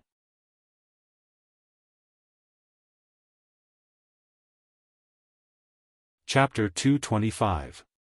Seeing the harpies rushing towards him, Su Len's body flashed, and then 2 lightning bolts shot out. Lightning strike. The blue lightning struck the 2 harpies in an instant, and the lightning surrounded them, causing their bodies to twitch uncontrollably. Su Len did not care about these 2 small fries, and directly rushed inside. Passing through the front hall, just as he was about to rush in, a strong wave of elements suddenly appeared, and then a fireball flew over. Su Len did not have time to think, and a pale golden light shield instantly appeared in front of him. It was the energy shield carried by the golden ring. The orange-red fireball hit the energy shield and exploded instantly. The energy shield only flickered a few times before returning to normal. Taking advantage of the explosion of the fireball, Su Len did not retreat, but rushed directly into the cave. Then, at a glance, he saw the wine-red long hair and an unusually beautiful face, and a pair of wide wings behind the graceful and charming body. She had a tall and slender figure, sharp ears, and a gorgeous appearance. If one ignored the wings on her back, she would look like a fairy from the legends. A high-level harpy. They used to be the servant of the goddess of wind, a divine creature. They were born in the middle and later period of the ancient gods, and believed in the god of wind. They were a divine creature created by the god of wind's descendants, but since the disappearance of the ancient gods and the fall of the demigod-level harpies, there were very few of them. The divine power in their bodies was very little, and had even completely disappeared. Otherwise, this high-level harpy would at least have the strength of a legendary. With the help of the explosion of the fireball, Sulan also saw her appearance clearly. It was a beautiful face with a strange charm. Her facial features were exquisite, and her eyebrows were picturesque. Her eyes were also light red, and her ears were long and narrow. Her wine-red hair fell to her waist, and her skin was as white as jade with a faint layer of luster. Just one look at her made Sulan want to touch her gently. Her waist was slender, and one could vaguely see the outline of her muscles under her skin. She looked healthy and strong, but her overall curves were perfect, matching her tall and slender figure very well. From her graceful swan-like neck, to her perfectly round and beautiful breasts, all the way to her slender waist, and then to her perky and firm buttocks, and slender and straight legs, the entire curve was perfect. The wings on her back were faintly discernible in front of her, and the wide wings were white without a trace of impurities. She was wearing a dress made of feathers, and there was no fluff on her body like other harpies. She was looking at Sulan with a vigilant expression. At this time, wind blades had already appeared around her body. After Sulan rushed in, she pointed her finger, and all the wind blades flew toward him. At such a close distance, the wind blades flew very fast, and Sulan had no time to dodge at all. More than a dozen wind blades had already hit the energy shield. The pale golden energy shield flickered continuously, and circles of ripples appeared on the shield. Seeing this situation, Sulan directly threw a forbidding spell at the high-level harpy. The high-level harpy, who was controlling the wind blades to besiege Sulan, suddenly felt a layer of shield around her body, isolating her from the elemental energy around her. The elemental energy that she could control as she pleased was no longer affected by it. The wind blades besieging Sulan dissipated quickly after losing their elemental energy, and the energy shield in front of Sulan, which was already in danger, also recovered. After losing her ability to cast spells, the harpy was shocked. Before she could react, Sulan's sword had already stopped at her neck. At this time, the group of harpies behind finally arrived, and when they saw Sulan, they were about to pounce on him. "Make them stop, I know you can understand me." Sulan raised his sword slightly and touched the chin of the high-level harpy in front of him. "Stop." Language of the harpy, a clear and melodious voice sounded, and the harpies that were rushing up immediately stopped. Sulan looked at the harpies, and then said, "Make them retreat."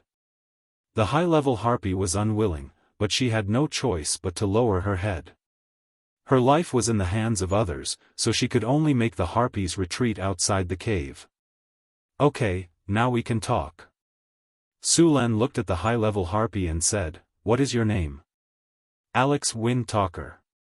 Alex looked at Sulan with dissatisfaction and said, "Is there anyone like you who rushes into a lady's room and points a sword at her neck to talk?" His melodious voice sounded very comfortable. "Sorry, you have so many people. If I didn't do this, I would only be caught by those harpies if I wanted to get close to you." Sulan shrugged and said, "Okay, we can talk about this later. Now, let me introduce myself. My name is Sulan, the Lord of Northern City. You probably haven't heard of me, but I am also the Lord of Orlando City.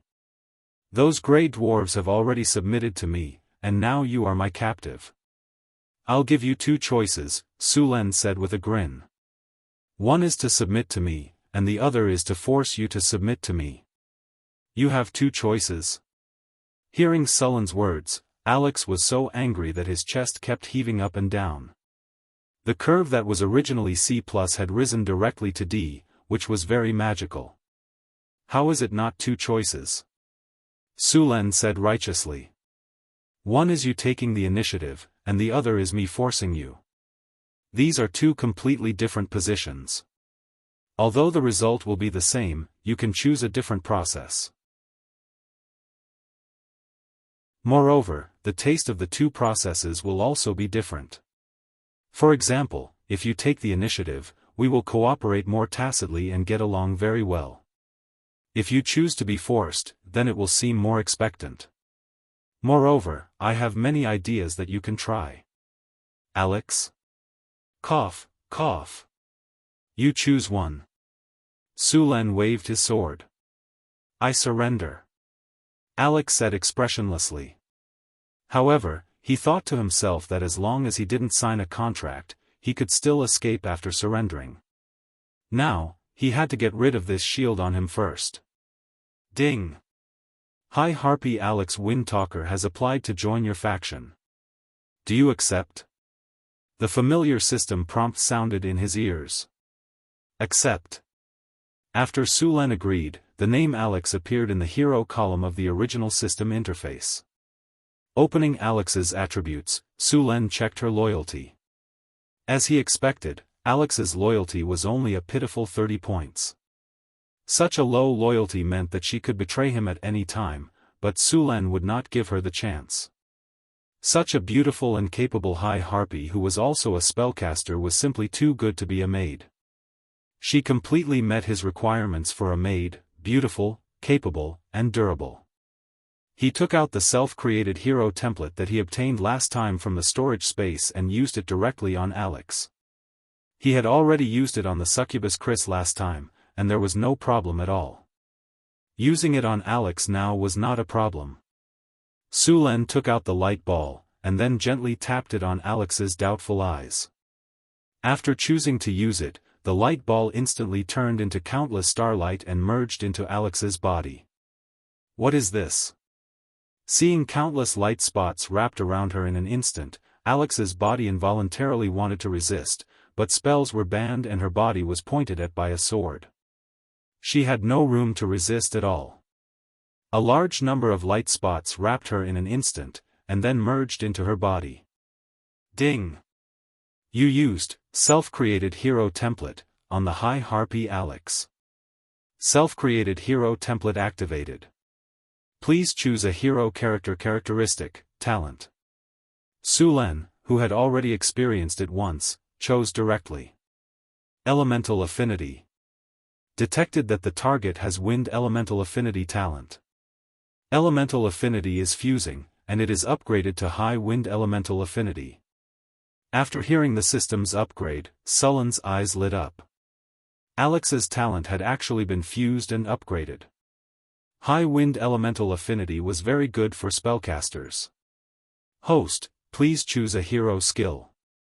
I choose Wind Tornado. The target has mastered wind elemental spells, and at the same time, has high wind elemental affinity. The power of wind elemental spells has increased. Selection complete. Hero template locked. A large number of starlight merged into Alex's body. After a while, it was over. The aura dissipated, and Alex looked at Sulen with some doubt. How do you feel? Sulen said with a smile. It seems that my strength has increased a lot, Alex said with some uncertainty.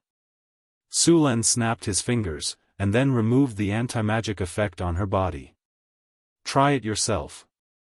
Alex nodded.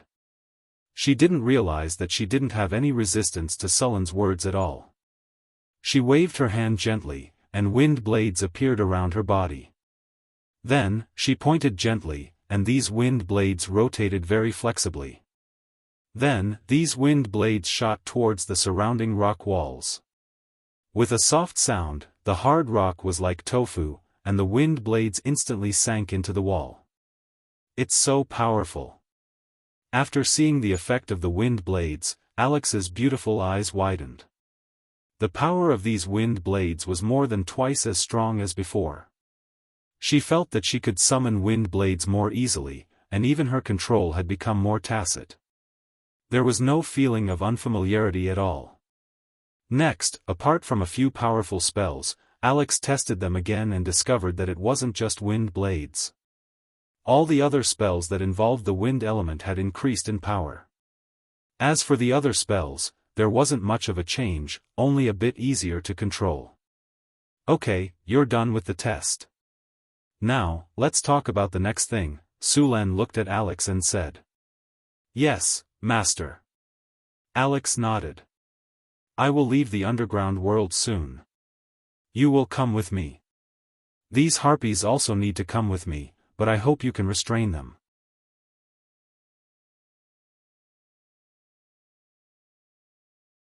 Chapter 226. Master, don't worry. I will restrain those harpies. Alex nodded. Sulan and Alex came out of the cave.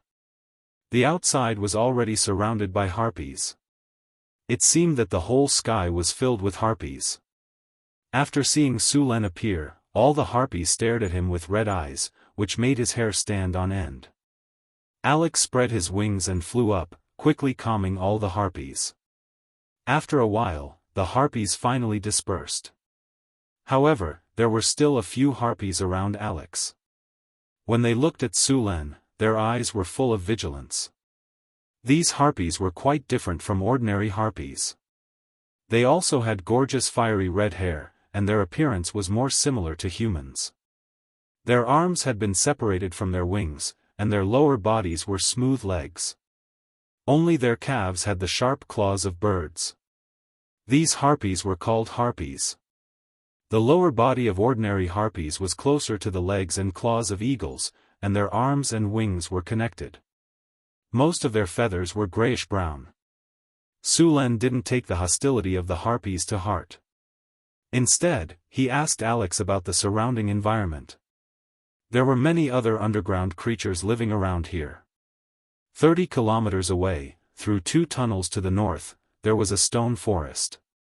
There was a group of petrifying lizards living in it, and there were more than a dozen of them.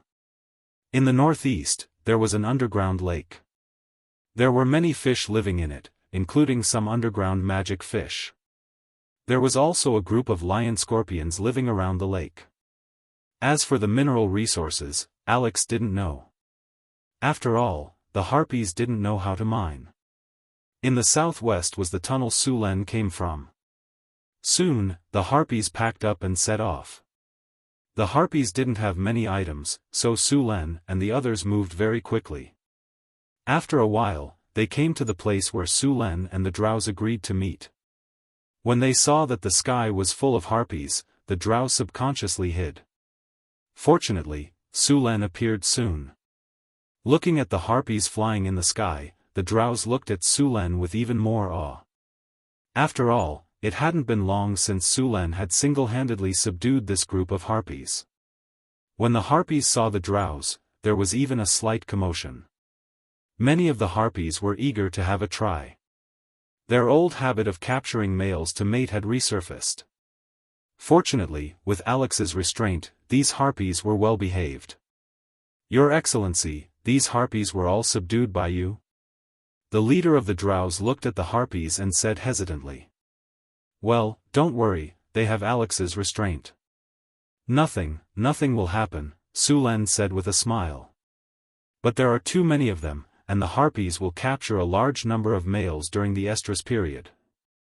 They will follow their instincts more often, the drows said. In fact, the drows had also thought of taming some harpies to serve as flying troops. Ordinary harpies had the same intelligence as wild beasts. Although they could hear orders after training, once they reached the estrus period, these harpies would follow their instincts and capture any male they saw. In the end, the drows gave up on taming them. Their base will not be near Northern City, Sulan explained, knowing the drows' concerns. With this group of harpies, Sulan did not go to Orlando City again.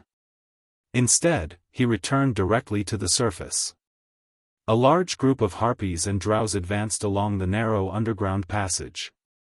The movement caused by the large group of people scared away all the monsters around them. The whole group moved forward in an orderly manner. A group of thousands of people, plus some logistics carriages, needed a strong command ability to pass through the narrow passage that was only a dozen meters wide. Su Len also relied on the strategic map to command. The group's progress was a little messy. You didn't know how to expect the harpies to be disciplined. After all, they were just a group of monsters not long ago. The Drow soldiers were orderly and had cold faces. It could be said that they had the best military discipline in Northern City. Next were the half-elves, and the worst were the barbarians and centaurs. The barbarians were a matter of character, and the centaurs were a matter of racial requirements. But now, the harpies were going to take over the most chaotic part. These harpies were chattering non-stop, and some were even fighting with each other in the air. They didn't realize that they were marching. Fortunately, Alex was there to restrain them. Otherwise, these harpies would definitely be in big trouble. Su Len did not bring the harpies back to Northern City. He chose a new habitat for the harpies in a valley near the Sierra de Lotus. This valley was discovered by Su Len when he was patrolling the surrounding environment of his territory. There was only one exit in the valley, and the whole valley was shaped like a horn. The exit was very small, only about 20 meters wide. The valley was full of plants, and there was a waterfall flowing down from the mountain, forming a small lake in the valley. Because it was in the valley, the temperature was not too low even in winter. Although it was not suitable for building a town, it was still good to build a nest for the harpies. After Alex joined Northern City, the entire harpies were also included in the system of Northern City. All the harpies added up to a total of 3,156 harpies. There were only a little more than 100 harpies, and the rest were all harpies. Of course, the harpies were different. They were divided into normal and elite leaders. It was easy to tell them apart by looking at the human characteristics on their bodies. Generally speaking, the more human-like a harpy was, the higher their intelligence and strength would be. Su Len was planning to build a residence in this valley. He specially transferred a team of 1,000 harpies from Northern City to carry out the construction. Sullen's plan was a large eagle fort, which was remodeled from a mountain. Less than 2 days after Su Len left Northern City, the remaining Grey Dwarves could no longer endure life without vodka. It was fine if they did not enjoy it before, but after enjoying it once and then cutting it off, the Grey Dwarves had a greater right to express their feelings. Therefore, a few days later, these stubborn Grey Dwarves who would rather die than surrender appeared in the construction team of Northern City. Su Len wanted to build the Eagle Fort, so Chris directly sent them over with the other craftsmen. The Grey Dwarves were very experienced in excavating mountains. The construction of the Eagle Fort was based on the mountain. They hollowed out the inside of the mountain and then built a large number of lofts. The construction process was not difficult. With the dwarves who were masters of excavation, it only took a week to complete the construction of the Eagle Fort. They even carved many mythical statues on the Eagle Fort as decorations. These statues were the legendary ancient god Wind God, and some demigod harpies. They were basically the religion of the harpies. The Eagle Fort's appearance was not very extravagant. It was completely carved out of rock. Su Len checked the attributes of the Eagle Fort and found that it was really a good building. Eagle Fort, an important building built by the cooperation of a master dwarf and a master craftsman. It is the habitat of the harpies. Harpies who live here for a long time have a chance to evolve their bloodline. Growth plus 10, cleanliness plus 12, indestructibility plus 14, health plus 8, comfort plus 13, warmth in winter and coolness in summer plus 12, enlightenment plus 5, evolution plus 3. Although the overall attributes of the Eagle Fort were not high, or even low, the attributes it gave surprised Su Len. The Eagle Stronghold had a total of 8 attribute bonuses. Although the bonuses weren't high, there were 2 attributes that were very rare. Enlightenment and evolution attributes were very rare to see on their own. He didn't expect them to appear on the same building. Growth, health, and cleanliness were all normal attributes, but evolution and enlightenment were very different. Both of these attributes could change the attributes of a tribe. Enlightenment could increase intelligence, turning the beast-like harpies into intelligent creatures. Evolution could evolve their bloodline, allowing them to evolve into advanced harpies. Although the success rate was pitifully low, there was still a chance for them to evolve into harpies. After adding the harpies to the northern city system, Sulan could also recruit harpies. At the same time, the harpy soldier tree had also appeared. According to the system's statistics, there were over 3,000 harpies in northern Battlefront City. Most of them were low-level harpies, and a small number of them were elite harpies. After becoming elite harpies, they would evolve to become harpy leaders. Then came the harpies. These harpies were the guards of the advanced harpies, and the elite harpies. Elite harpies were very similar to advanced harpies. Every time they evolved, their intelligence, body, and attributes would all increase.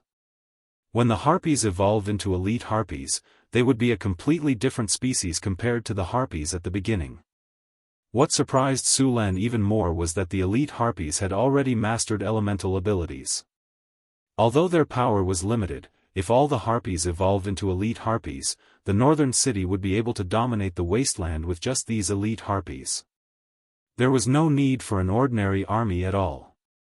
Just the air force alone could easily crush the enemy. Of course, the process would definitely be very long. Although it was not too difficult for a harpy to evolve in the early stages, and the experience required was almost twice that of a human, after evolving into a harpy, the experience required to evolve again would skyrocket to a very shocking number. It was not that easy to evolve into an elite harpy.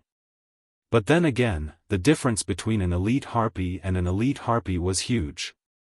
It was equivalent to a bloodline evolution.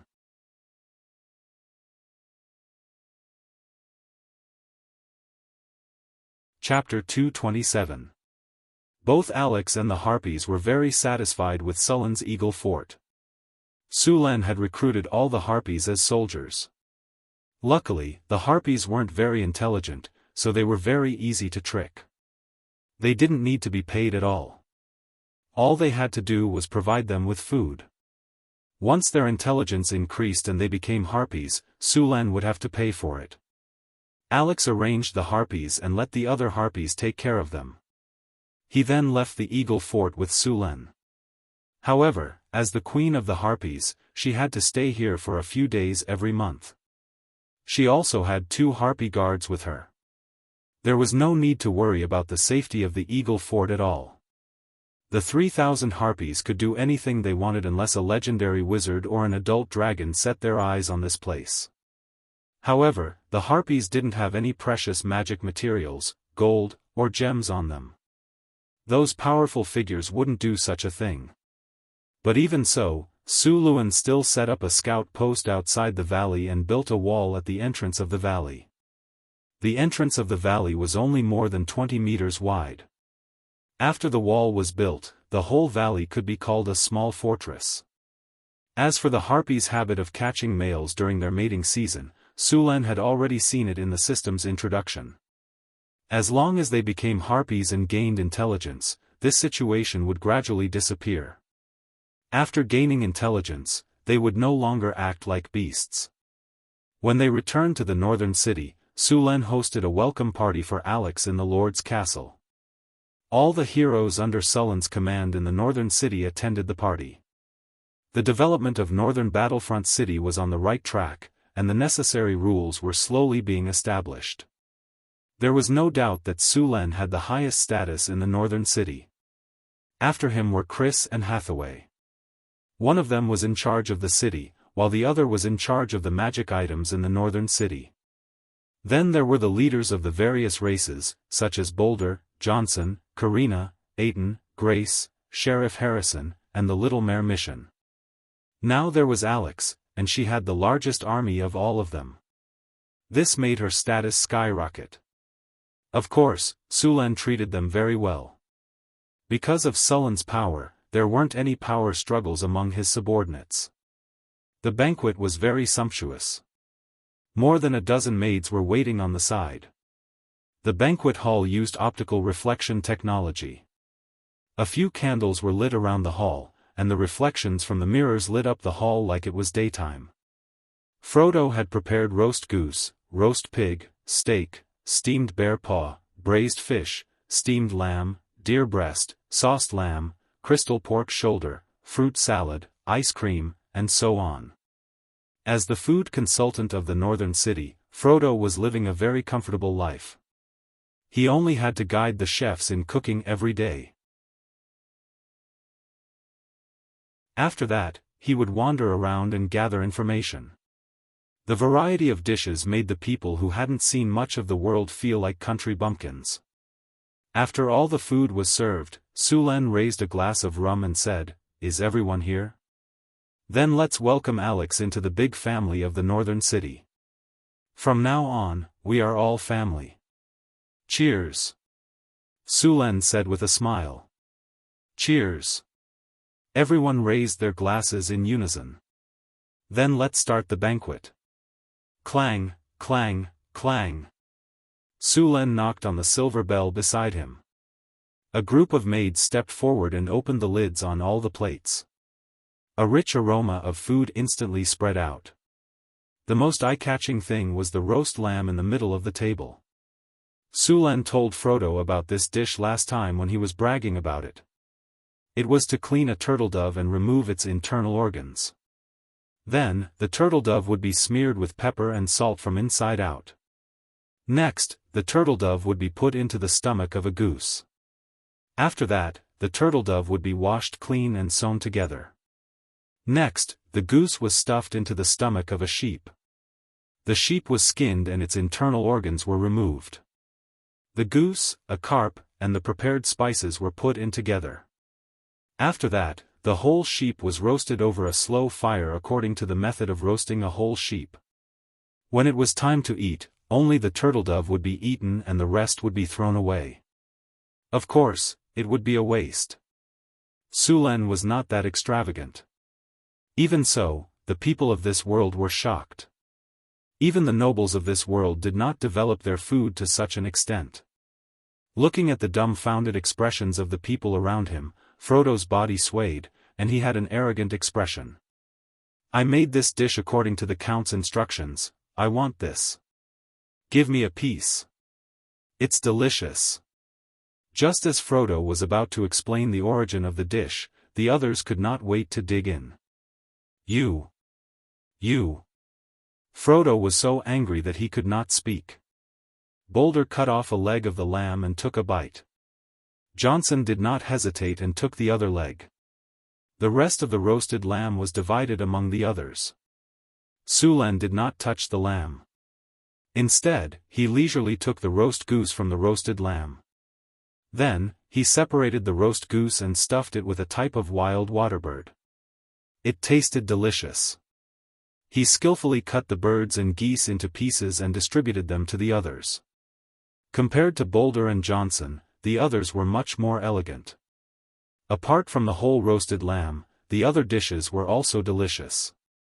In the face of these delicacies, everyone let go of their reservations and ate heartily.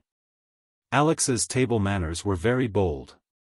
He held a crystal pork shoulder in one hand and an ice cream in the other. The soft, fragrant pork shoulder was paired with all kinds of spices.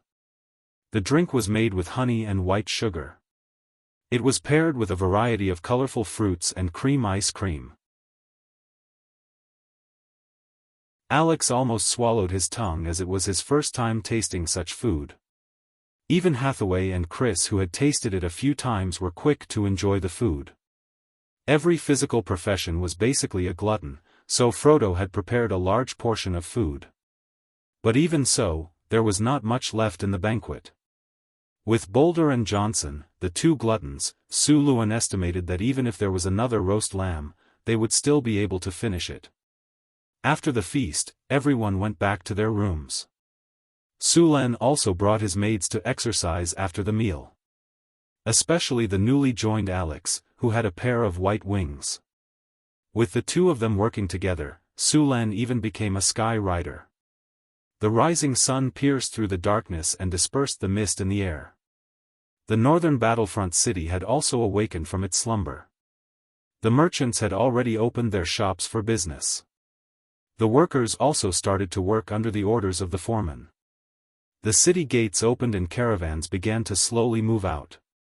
Caravans came and went every day in the northern battlefront city. Since last month, caravans from the southern provinces had also appeared here. The most popular product among the southern caravans was rum. The second most popular product was the various furs produced in the northern wilderness. As for white sugar, because the white sugar trade was monopolized by other caravans, they could only buy some from other caravans. The planting area of sugar beets in the northern battlefront city had expanded once again. During this period of time, the northern battlefront city was not only carrying out large-scale infrastructure construction, but also reclaiming more land. A large number of goblins, serfs and refugees were driven to reclaim land. The original 10,000 mu land outside the northern battlefront city had now expanded to 40,000 mu. However, there was still a lot of land outside the northern battlefront city that had not been reclaimed. In addition to reclaiming land, according to Sullen's plan, the irrigation facilities outside the city were not neglected. In order to irrigate the land, the brick kilns were used to build water supply canals. The water supply canals extended in all directions. A large number of canals were branched out from the main water supply canals. All the canals were equipped with gates. As long as the gates were opened, the river water would flow into the canals and irrigate the farmland. In order to provide sufficient water for the farmland, 7 to 8 large water wheels were erected on both sides of the Red Sand River. The most common crop in the northern battlefront city was potatoes. However, as the land was reclaimed, the crop had decreased to 1/3. The crop that was growing the fastest was sugar beets. As the raw material for the two leading industries in the northern battlefront city, sugar and rum, the demand for sugar beets had also increased. All the wild sugar beets had been dug up. Only a large number of sugar beets could barely keep up with the consumption. Just last month, the first batch of sugar beets in the northern battlefront city had just ripened. Sugar beets had a growth cycle of over 300 days. If it weren't for the harvest altar in the northern battlefront city, fermented farm manure, and the careful cultivation of the half-elven druids, the sugar beets would have taken at least 2 months to ripen, even if they were worth the harvest altar. In fact, ever since the sugar was produced in the northern battlefront city, the caravans that came to the northern battlefront city for trade had been secretly listening to the sugar production process in the northern battlefront city. However, Sulen built the sugar workshop in the inner city, and at the same time carried out a strict division of labor management. Every worker only knew the process that they were in charge of. Coupled with Chris's charm, the process was protected to the greatest extent. For a period of time, the drows would catch spies from all over the world who came to steal the sugar production process every day. Sulen directly made all the spies evaporate. He also gave a warning to the most outrageous caravans. As for those who still ignored the warning, when the caravans left the northern battlefront city and returned to the provinces in the north, they were directly attacked by bandits in the wilderness and wiped out. A large number of bandits were active in the northern wilderness. It was normal for caravans to disappear in the wilderness. Sulen specifically ordered the army to clean up these bandits. With a few lessons learned from the past, and with the tighter defense of the inner city, those who coveted the sugar could only temporarily put down their greed. However, although they didn't get the sugar production process, many caravans secretly got a lot of sugar beet seeds and wanted to go back and plant them.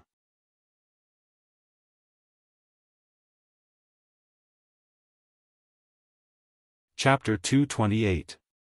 Sulen didn't care much about the spread of sugar beet seeds. Even if they got the seeds and successfully grew sugar beets, the juice they extracted from the beets would still be bitter brown sugar.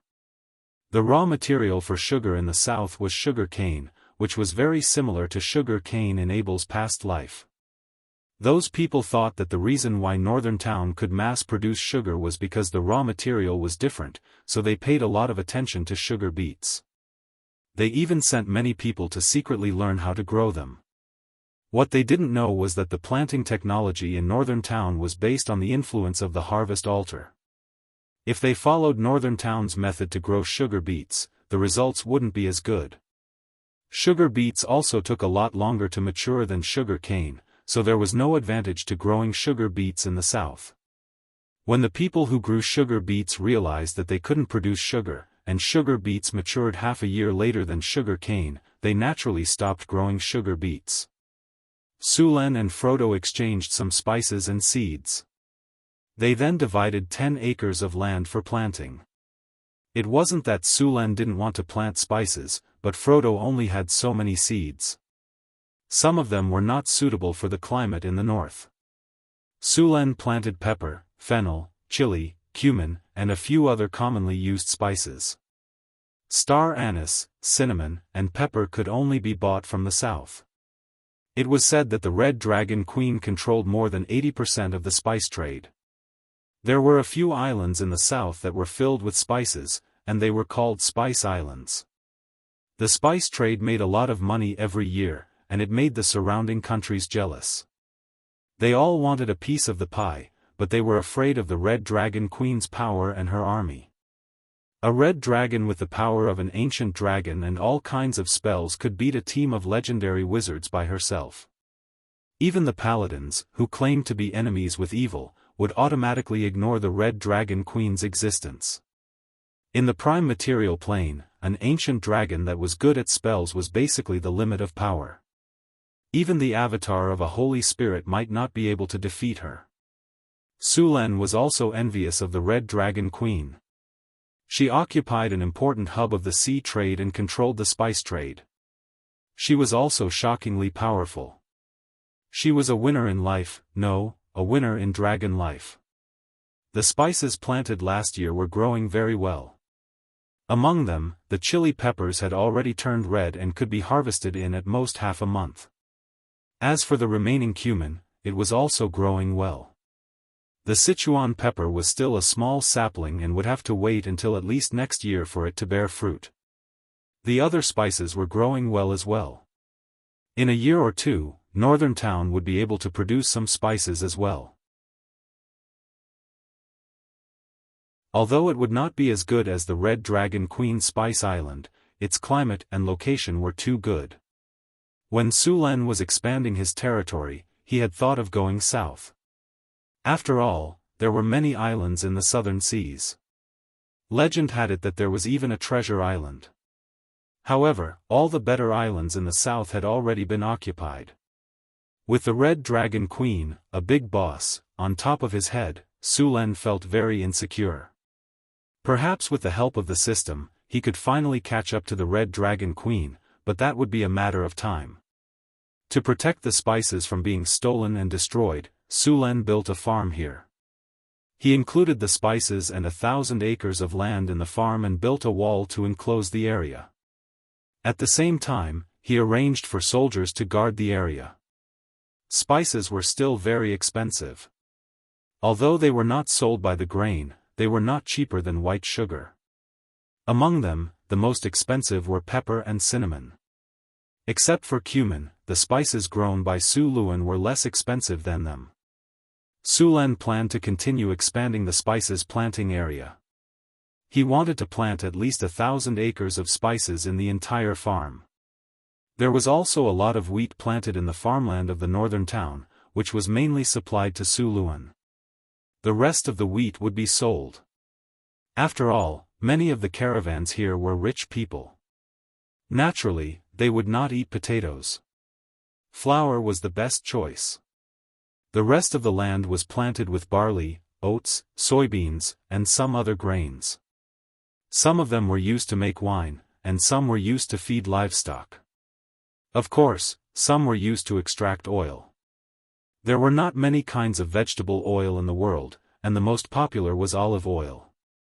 However, the quantity of olive oil was too small and the price was not cheap, so Sulen found a substitute, soybeans. He was going to plant soybeans to extract oil. Besides, soybeans could be used to extract oil and feed livestock. They could also be used to make tofu. Although he had forgotten how to make tofu, he could study it slowly. Perhaps he would be able to taste the tofu pudding from his previous life again. He had not tasted that smooth and refreshing taste in a long time. When that time came, he would have a bowl of sweet and a bowl of salty tofu. He would drink one bowl and pour the other. The number of farmlands in northern town increased by the day. Whether it was in his previous life or in this world, food had always been very important. Northern town had always had a large number of immigrants. A large amount of food was needed to feed these people. After patrolling the farmlands, Sulan went to the academy he had set up to take a look. The academy now was very different from when it was first established. In the beginning, the scholars stayed here because of Sullen's threats. After living here for a while, they realized that other than their personal freedom being restricted, they were treated much better than they were in the northern provinces. Most importantly, Sulan gave them too much money.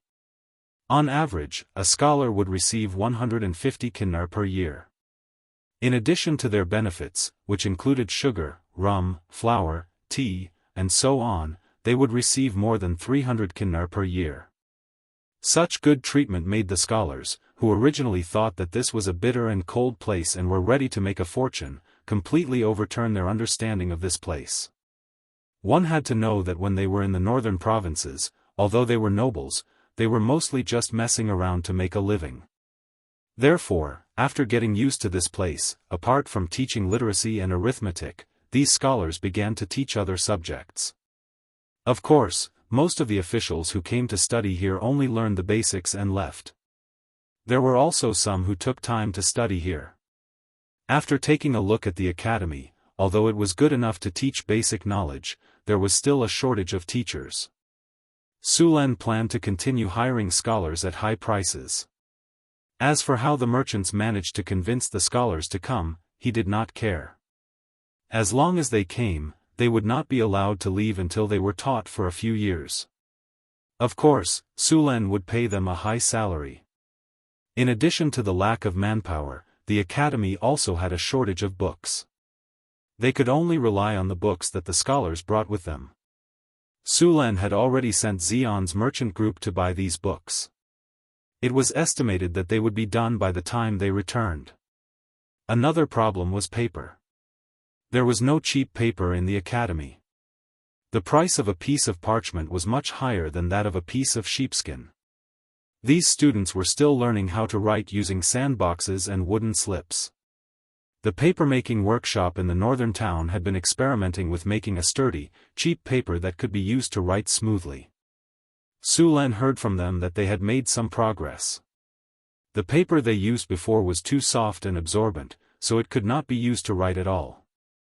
After following Sullen's instructions, these craftsmen used several kinds of trees to make paper. After leaving the academy, he went directly to the paper-making workshop.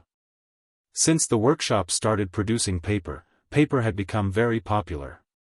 After all, not all nobles liked to share the same thick hemp rope or the same wooden stick. As soon as paper was introduced, it was widely praised by the nobles. Since Su Luan built the paper-making workshop last time and produced a batch of paper, the paper-making workshop had expanded a lot after this period of production. The number of craftsmen inside had doubled. Half of them were producing toilet paper, and the rest were experimenting with new materials. The raw material for papermaking had been changed from wood to tree bark. There were also many other materials, such as linen. After a period of experimentation, the craftsmen had divided the papermaking process into several steps. The first step was steaming, which was to cook the raw materials into a paste. The second step was hammering, which was to beat the cooked raw materials repeatedly. Finally, the pulp was made into a pulp, which was then fished out layer by layer. At this time, the paper had already taken shape.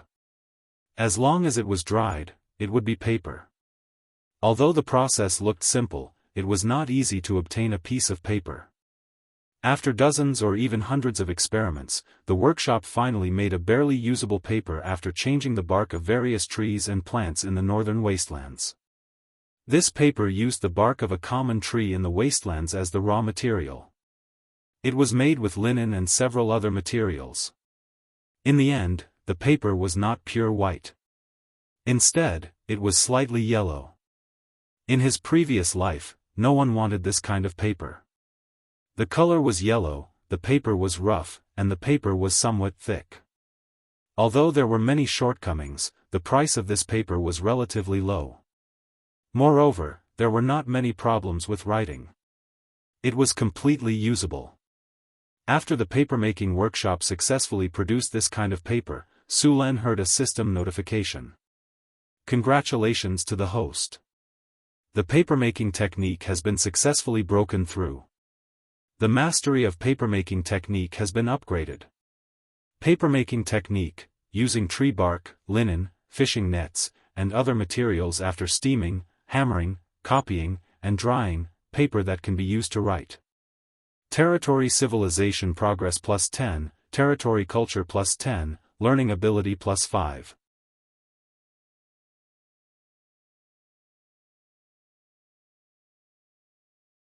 Chapter 229.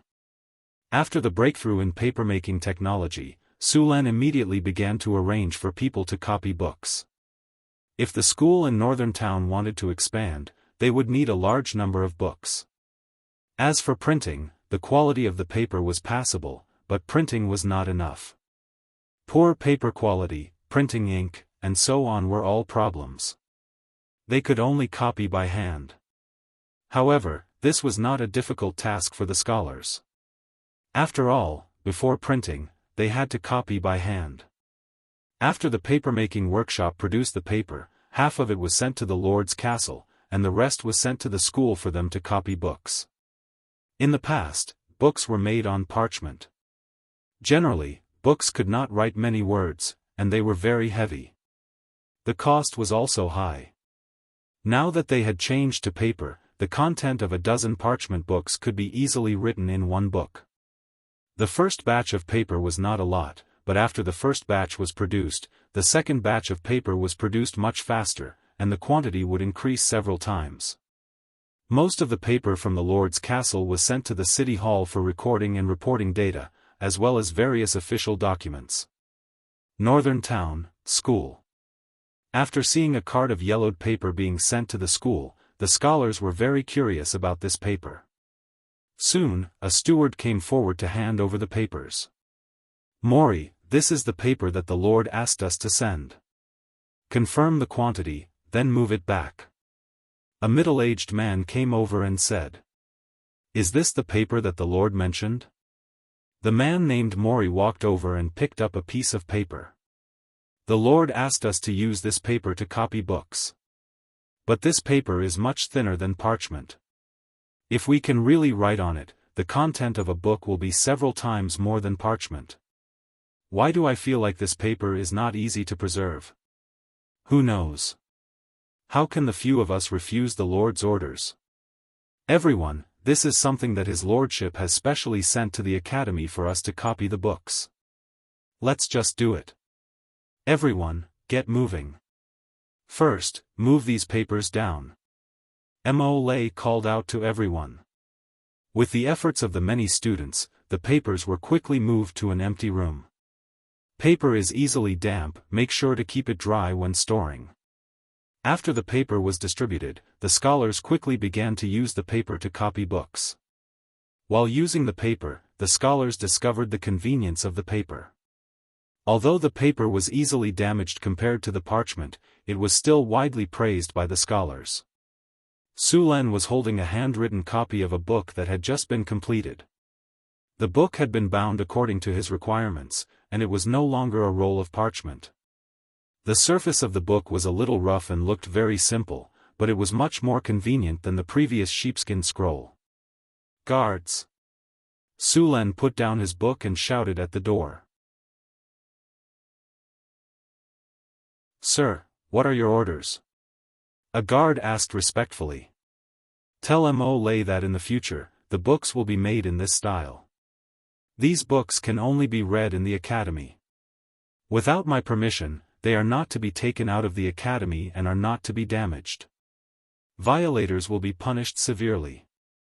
Also, inform Mo Lei to build a library in the academy specifically to store all kinds of books.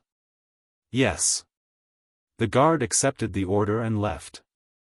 With the appearance of paper, the education in the academy became much easier. In the past, only the teachers had books, but now, almost every student had one. With the books to record, the students' learning speed had increased a lot.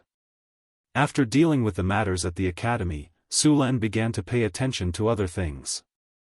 The number of slaves in his territory had been increasing recently, especially after the Harpies arrived. Su Len had asked Alex to lead the Harpies to train their soldiers. They had attacked the goblins, kobolds, gnolls, and orcs in the wilderness. Northern Town City had obtained a large number of slaves. The orcs had suffered heavy casualties in the battle. Even their chief had died in the battle. The remaining orcs had also fallen apart. The centaur tribe that had been half-crippled by the orcs' ambush had joined Northern Town City. The two dominators of the wilderness had suddenly disappeared. Northern Town City no longer had the ability to take over the orcs and centaurs' territories. It had created a temporary vacuum in the wilderness. The smaller tribes in the northern wilderness had begun to migrate here to fill up the empty space. It was a once-in-a-lifetime opportunity for these smaller tribes. In order to fight for the grasslands, plains, and other living spaces, there had been a few tribal wars in the wilderness. Su Len had sent out the army of Northern Town City and the new Harpies to train their soldiers and capture more slaves. Following the military activities of Northern Town City, the number of slaves in the territory soon exceeded 10,000. Most of them were goblins and kobolds, followed by gnolls and orcs.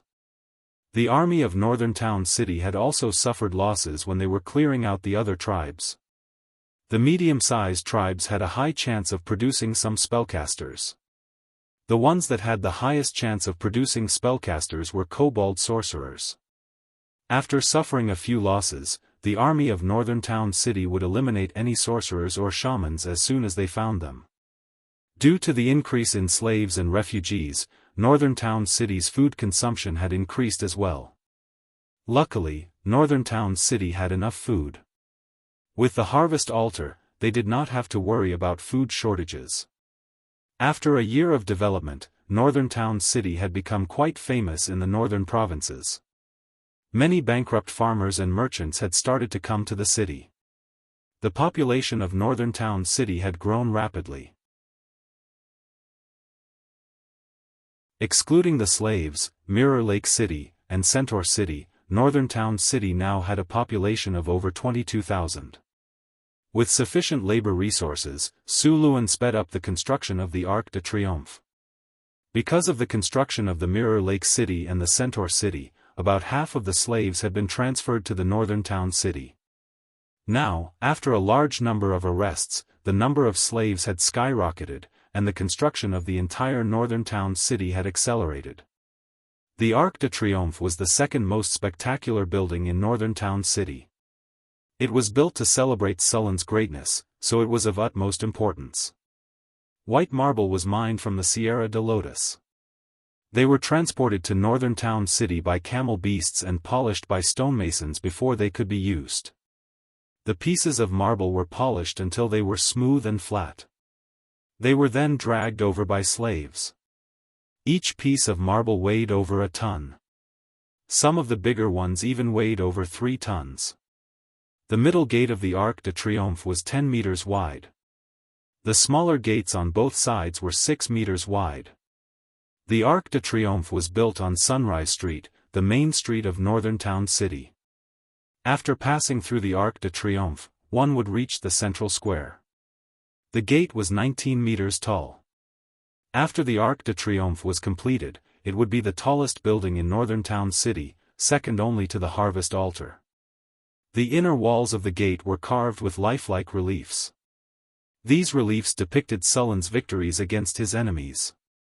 From the gnolls to the Cryopterus, the trolls, the orcs, and so on, the many battles. After some artistic embellishment by the master sculptors, even Su Len felt like he was watching an epic. With enough manpower, the construction of the Arc de Triomphe was very fast. Karina and Grace had to cast all kinds of spells to help with the construction. The arched gate of the Arc de Triomphe was very heavy. It was very difficult to move it with the current manpower, but it was just a little troublesome for the wizards. With the help of 2 Grade 4 extraordinary warlocks, the marble that weighed at least a few dozen tons was successfully moved up. After the top was covered, the construction of the Arc de Triomphe was more than half done. The rest would require the sculptors to carve the marble. After the marble was placed, Karina and Grace still needed to cast mud to stone to fuse the original pieces of marble into a whole. After the Arc de Triomphe was completed, it would be a whole. After a lot of construction in North Town, a group of skilled sculptors had been cultivated. Su Len specifically asked Hathaway to make some special tools for sculpting stone. These tools could make it easier to carve marble.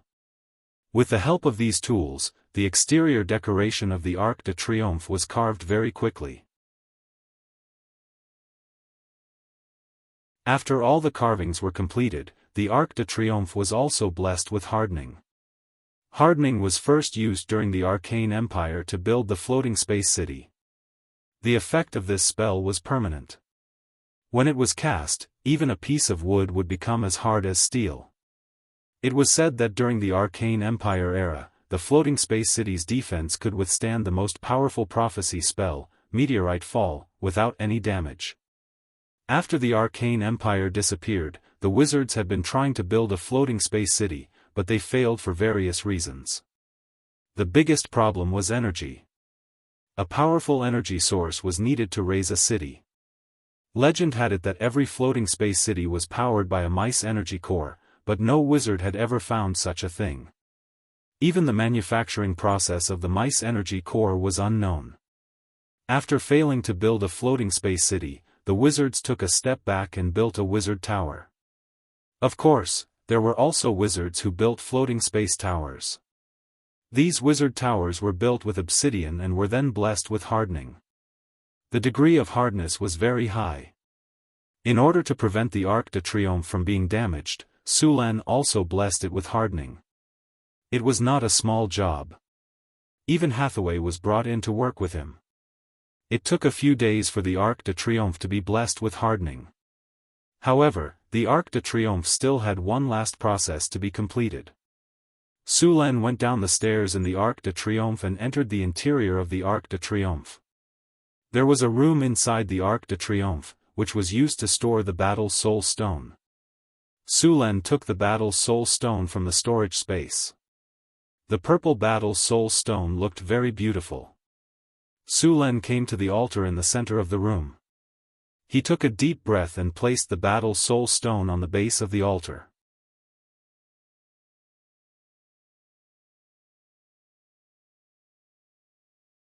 Chapter 230.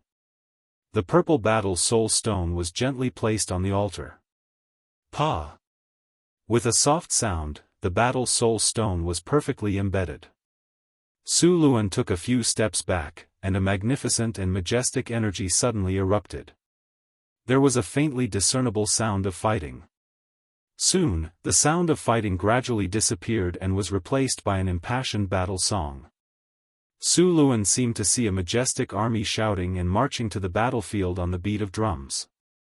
A magnificent door appeared above the altar. 2 hero spirits stood quietly at the door. The soldiers who died with Su Len appeared one by one and disappeared into the door. After a while, all the light disappeared and everything returned to normal. The familiar system notification sounded in his ears. Congratulations, you have successfully built a wonder building, the Arc de Triomphe. Arc de Triomphe, this is a building used to praise the victors. Owning this building will make the territory more active. The army values honor and the territory is full of martial spirit. Indestructible +50, War God will +30, People's martial spirit +30, Military enthusiasm +30, Battle to the death +30, Territory prosperity +15, Territory culture +10, army morale plus 30, enemy deterrence plus 30, additional skill, Song of Triumph, Song of Triumph. Every time the melody of the Song of Triumph is played, the army's morale will be increased by 50%. The effect lasts for 24 hours. The army's combat power will be increased by 30%. There is a chance to activate the Battle to the Death effect. Battle to the Death. After activating the Battle to the Death effect, the army of the northern battlefront city will be motivated to fight to the last soldier. After activating the Battle to the Death effect, the soldiers' attack will be increased by 30% and their defense will be lowered. After the Arc de Triomphe was completed, a strange energy spread from the building and shrouded the entire city. After the Arc de Triomphe was completed, Sulen prepared a grand celebration. After the celebration, the army in the northern battlefront city became more enthusiastic. However, Sulen did not continue to expand the army. The ratio of the army in the northern battlefront city was already very high. He did not plan to increase the number of soldiers. After finishing the construction of the Arc de Triomphe, Sulen became idle again. He resumed the dodging training that he had stopped for a while. Apart from the daily training, Sulen had been competing with the soybeans during this period of time. The soybeans were harvested, and they had too many uses. Previously, Frodo used animal oil to cook. Although animal oil was good, there was a limited amount of it and some dishes were not suitable to use animal oil. Now that they had soybeans, Sulen specially made an oil press. The style of the oil press was somewhat primitive. It used an ancient screw-type oil press. Like a screw, it slowly squeezed the soybeans into a cake and squeezed out the oil inside. This type of oil press had long been phased out in his previous life. The reason was simple: low oil output, low efficiency, and time-consuming. However, in this world, this type of screw-type oil press was an advanced product. Sulen had seen it a few times when he was young and followed his grandparents to extract oil in the countryside. Although his memory of the past was blurry, he remembered the working principle. With Sulen's mechanical skills, it was not too difficult to make an oil press. After finding a few craftsmen to assist him, Sulen successfully made an oil press in a few days. Oil press, an ordinary oil press. Of course, other than extracting oil, you can also use it to extract juice. You can also call it the juicer. Oil output plus 8, effort saving plus 10, durability plus 10, work efficiency plus 12. After the juicer, the oil press was made, Su Luan asked someone to bring some soybeans. The soybeans needed to be heated to about 60 degrees Celsius before being poured into the oil press. Sulen did not have a thermometer, so he had to make do with it. After the soybeans were heated until they were a little hot, he asked the workers to work on it. After turning the screw shaft, the machine began to operate. Soon, some clear oil flowed out from the oil outlet. As the screw shaft turned, more and more oil was produced. After a while, it began to reduce gradually. Finally, it stopped completely. When the machine was turned on, the soybeans had been turned into soybean cakes. These soybean cakes could be crushed and used as animal feed. There was no waste at all. Other than the soybean oil, there was also the tofu pudding that Sulen could not forget. In the past, he did not have the means, but now, he would not mistreat himself. Although he had forgotten how to make tofu pudding, he still knew how to make tofu. He told the craftsmen how to make tofu pudding and let them try it. To Sulen's surprise, instead of tofu pudding, they made soy milk. The craftsman did not find a way to solidify the soy milk, and Sulen did not know how to do it. Fortunately, he had heard of a saying, "Brine makes tofu." However, there was another problem. How was he going to make brine? Sulen realized that in his previous life, there were some very simple things that you would not know if you did not understand them. However, brine was supposed to be salty, so Sulen had no choice but to let the craftsman experiment according to this idea. While the craftsmen were scratching their heads because of Sullen's idea, Su Lan began his daily dodging training. After the upgrade, the training ground was even more difficult.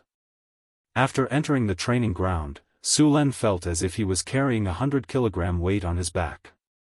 This was a runic array designed by Hathaway. It could add all kinds of negative statuses to the training, such as weakening, slowing, doubling gravity, and so on. Su Luan couldn't resist it because he had legendary toughness. Moreover, his constitution was very high. If he resisted it, these spells would most likely fail the test of toughness, and the result would be a huge drop in the training results. After various debuffs appeared on his body, he activated the training ground, and arrows shot out rapidly. After the upgrade, the crossbows in the training ground were all added with wind element. In other words, the arrows shot out from the crossbows came with a haste spell. The arrows were very fast.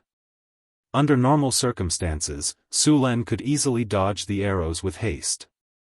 However, there were many debuffs on his body, so his body was obviously much slower. His brain could react, but his body could not dodge in time. For a time, Sullen's figure in the training ground became very difficult. This situation was because the brain had not adapted to the body. However, after dodging for a while, Sullen's control of his body finally improved. Although his speed did not increase, his dodging was not so difficult. After adapting to the training, Su Lan began to increase the difficulty. The arrows he used to attack changed from 5 to 7, and there was also a pair of machetes. Su Lan was once again in a difficult situation. The difficulty of the training ground increased little by little. After about an hour, the training ended. At this time, Sullen's training clothes were already in tatters. Although Sullen's performance was not bad at the beginning, as the difficulty increased, another mace would be swung at him as soon as he dodged the axe. Before he could dodge, more than a dozen arrows would block his dodging space. If it were not for his strong constitution, he would have been lying on the ground. However, although he looked miserable, Su Lan also gained a lot of benefits. During the training just now, Su Lan had turned off the system notification. After the training was over, he checked the system log. Congratulations, host. You have obtained the information of jump dodge after the hard training. Your jump dodge experience has increased. Congratulations, host. You have obtained the information of intuition dodge after the hard training. Your intuition dodge experience has increased. Congratulations, host. You have obtained the information of flexible dodge after the hard training. Your flexible dodge experience has increased. And the last line made his eyes light up. Congratulations, host. Your jump dodge experience is full. You have obtained the talent, jump dodge. Congratulations, host. Your flexible dodge experience is full. You have obtained the talent, flexible dodge. Su Lan was a little surprised to get 2 dodges at one time, but it was a pity that he did not get intuition dodge.